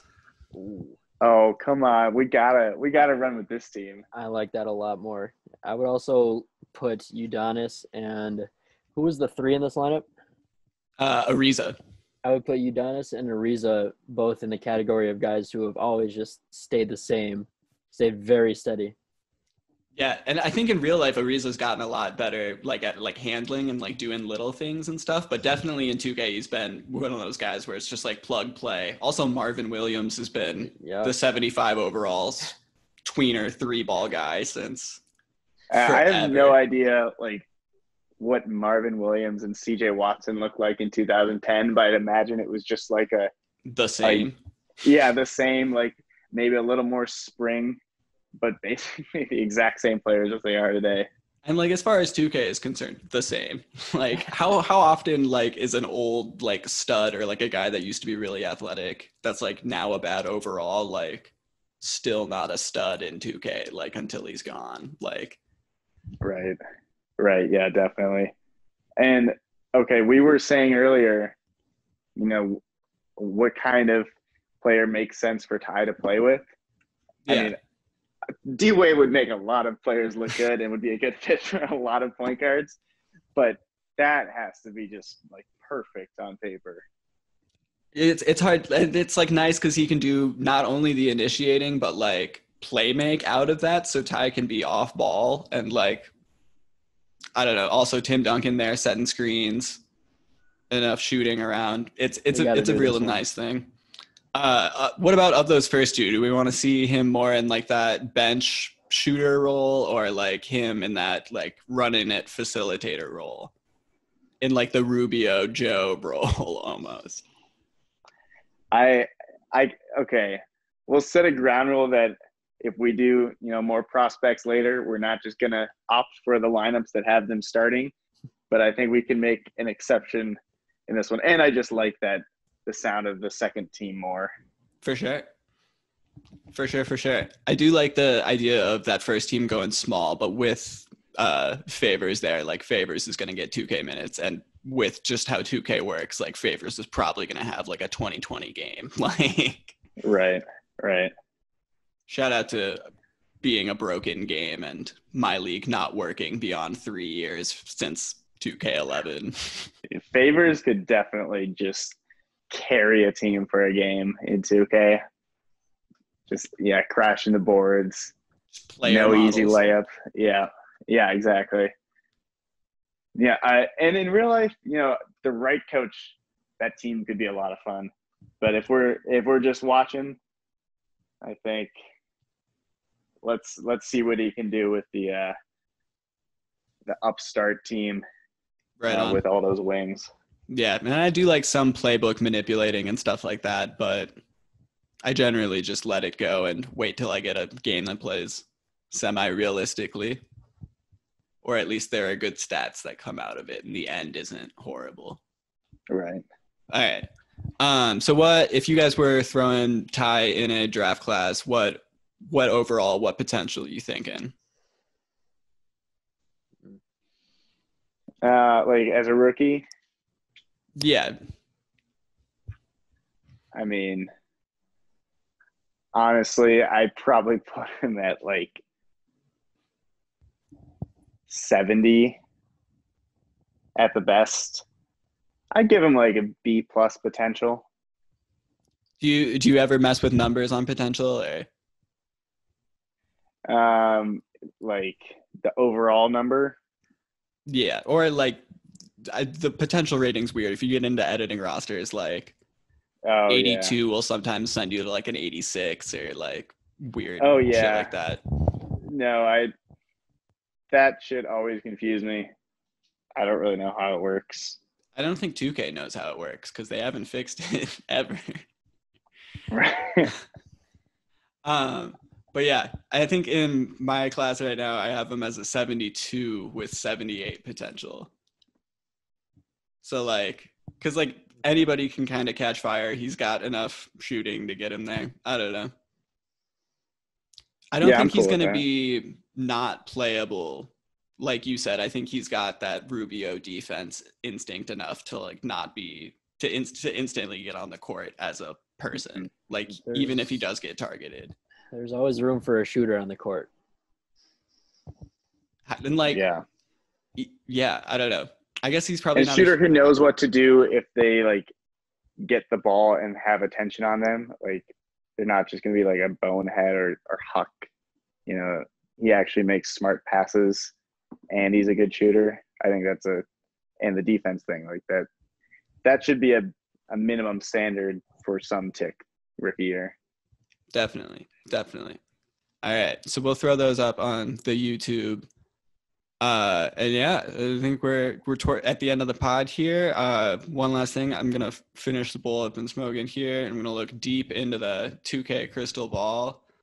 And you guys feel free to look as well. Just try and think of something that you see in the future of the NBA, whether it's with regard to Tyrell Terry, with regard to the bubble, with regard to I don't know. I kind of got inspired by this, or inspired to do this while I was listening to not the starters, No Dunks. And somebody was like, we shouldn't do jump balls anymore. We should just like shoot stuff out of the floor, like with like an air cannon. And I was like, that sounds sweet. Or like drop the ball like from the top of the stadium, like through a tube so it goes to the same place like every time. Like just anything wild that you want to or think could see. I don't know. So I'm going to do that and think for a second. Look deep into the 2K crystal ball.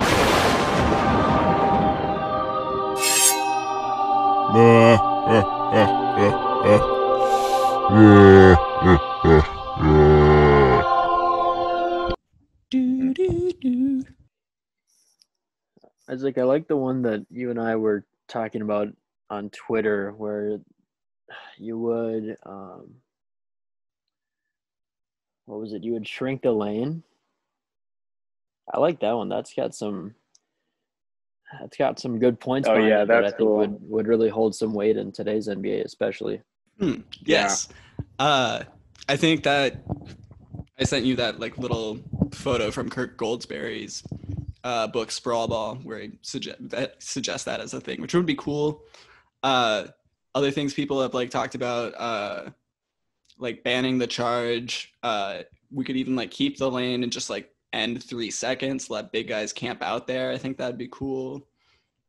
About a 4-point play or a 4-point shot. I mean, yeah, we could big 3 it. I don't know. I feel like I'm less for that. I don't know. I'm interested in like widening the court. I think that'd be cool. Somebody, Mike, on the podcast 2 episodes from now, brings up giving 3 points for drives where you're facing the basket the whole time. Wow. Where you're Just facing like the basket. Okay. yeah, so just like Like as without opposed to backing someone down. yeah. So like there's just more like flight and stuff at the rim, the exciting. It's like a slam ball rule almost. Yeah, right. How about installing trampolines in the court? Yeah, I'm thinking about like shoes. Yeah. I want like Air Max technology to like We could like I think it's Canadian football. They have the goalposts like at the goal line instead of at the end line. So you can like run plays behind it. I'd be curious what kind of shit we'd see if the baseline was like 5 to 10 feet back. The basket's just kind of hit. Some people would have to, be careful with the injuries, but could you imagine the baseline cuts if you had all that space to work? I'm thinking about like behind Larry the Bird hoop shots. experts and stuff. Yeah, Like, yeah. Just toss it up. Yeah, this won't happen, but sort of like Premier League-y, like different dimensions of the court, not different dimensions of the court, but like taking rows of seats out and like putting weird things or like art sculptures in them to like distract people or like it won't happen because money exists, but like just more general like owners messing with the physical area Sure. in a non-malicious, somehow artistic way. I think we'll get some cool takeaways from the bubble action. Have you seen the courts? Like they've got it kind of up and ready to go now. It's all like all the seats are spaced out, and I think there's going to be some really cool like camera shit they can do. So I wouldn't put like anything if they find something cool just accidentally, springs up through this. Silver seems like a progressive enough dude to like pursue stuff that people are interested in. And definitely one of the things I'm most excited for and hope kind of sticks is without the crowd noise. I hope they just crank up the player volume and just like load up the court with mics. And, maybe they have to filter it for ESPN. I'm sure we'll be able to find streams that are unfiltered. But I think that would open up a whole new like revenue possibility for the league. I'm 100% all in on that. I also heard somebody talking about how to, be proactive with the whole swearing issue. You could stream the games on 2 separate TV channels. One of them they did that for The Last Dance. Yeah, one of them unfiltered and one of them, with the swear words cut out of there. So I'm all in on that one. I just want to hear the trash talk. This gets me on another thing that's not going to happen because like money and whatever. But kind of a la High Flying Bird, like pay-per-view, like one-on-one things with dudes mic'd up. Like, why isn't that happening in the bubble every day? Like, how much would you pay for like better the have some Hawks great footage to come out of this. What an opportunity wasted, especially after The Last Dance. Like, how much people there are a lot of cool players that are like vlogging it really well and stuff, but it's like I want the like Last Dance footage of like any team like playing like horse or like knockout or shit. Like I would pay $20 to watch like the Raptors play knockout for 10 minutes. Like, oh dude, yeah. Oh, and before I forget, knockout, well, maybe not, but we got to get one-on-one in the All-Star game. Replace the skills challenge. I'm sure, well, actually, they probably aren't doing a lot of one-on-one against other teams. I've seen some cool stuff of inter-team one-on-one battles, and yeah, just reminds me that's something I would love to see the league do. Yeah, I suppose there is a like Truman Show line to straddle, but generally, like even just in the off season, like we should get big 3 like pay-per-view matches. Like that would be sick. Like people would watch it like it's a fight night. Like, are you kidding me? Like mic'd up 2 dudes going at it in like a gym somewhere. The market is there. God. That would be beautiful. I don't think High Flying Bird's a great movie, but it definitely says all the things about player power that everyone's been thinking. Yep. We want to see it. What? Sorry, we want to see it, and we don't want to be held back. The players are the league, and they're already, limiting what they could throw on their jerseys and everything they're allowed to say. Yeah, the jersey thing is really sad.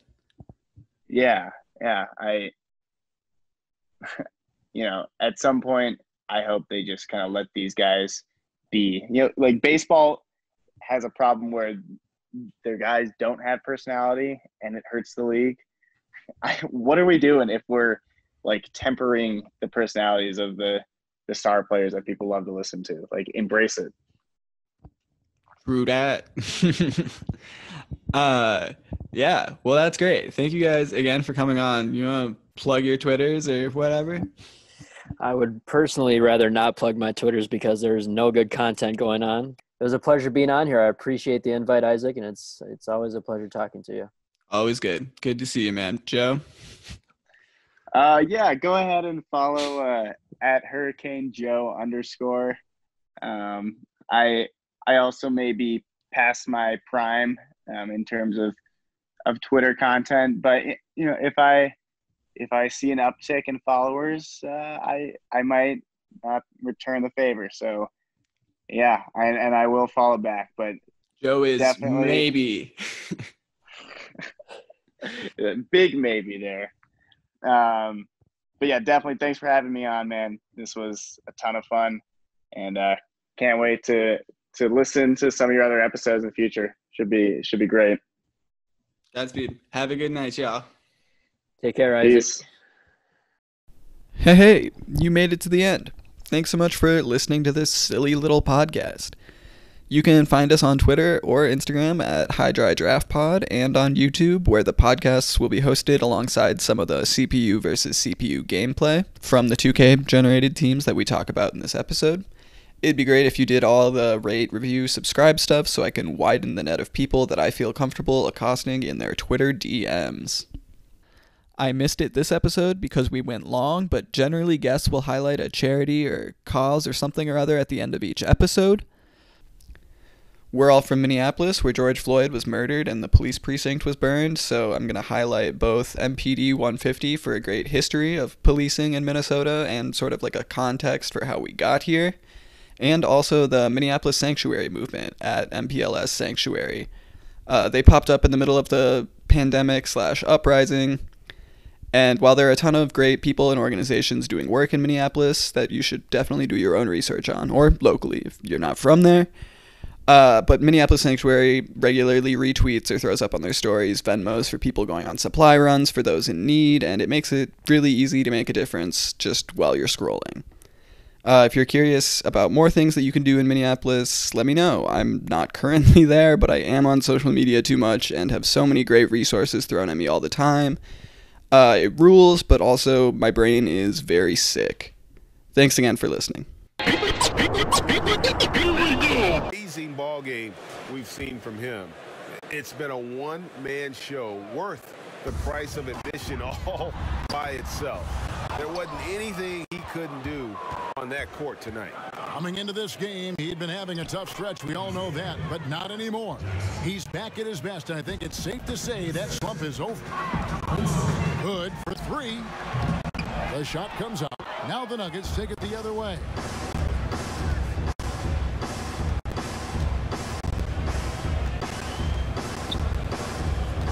There's 21 seconds left in the fourth quarter. Here's Middleton, and it's blocked.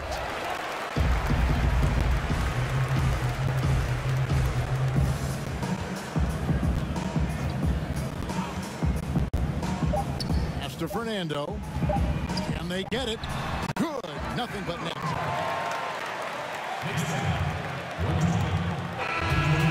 So the Nuggets win it, and in the win, a comfortable win in what was, I think, a pretty hostile environment. It really was. You know, it's never going to be easy on the road, but they didn't have too many problems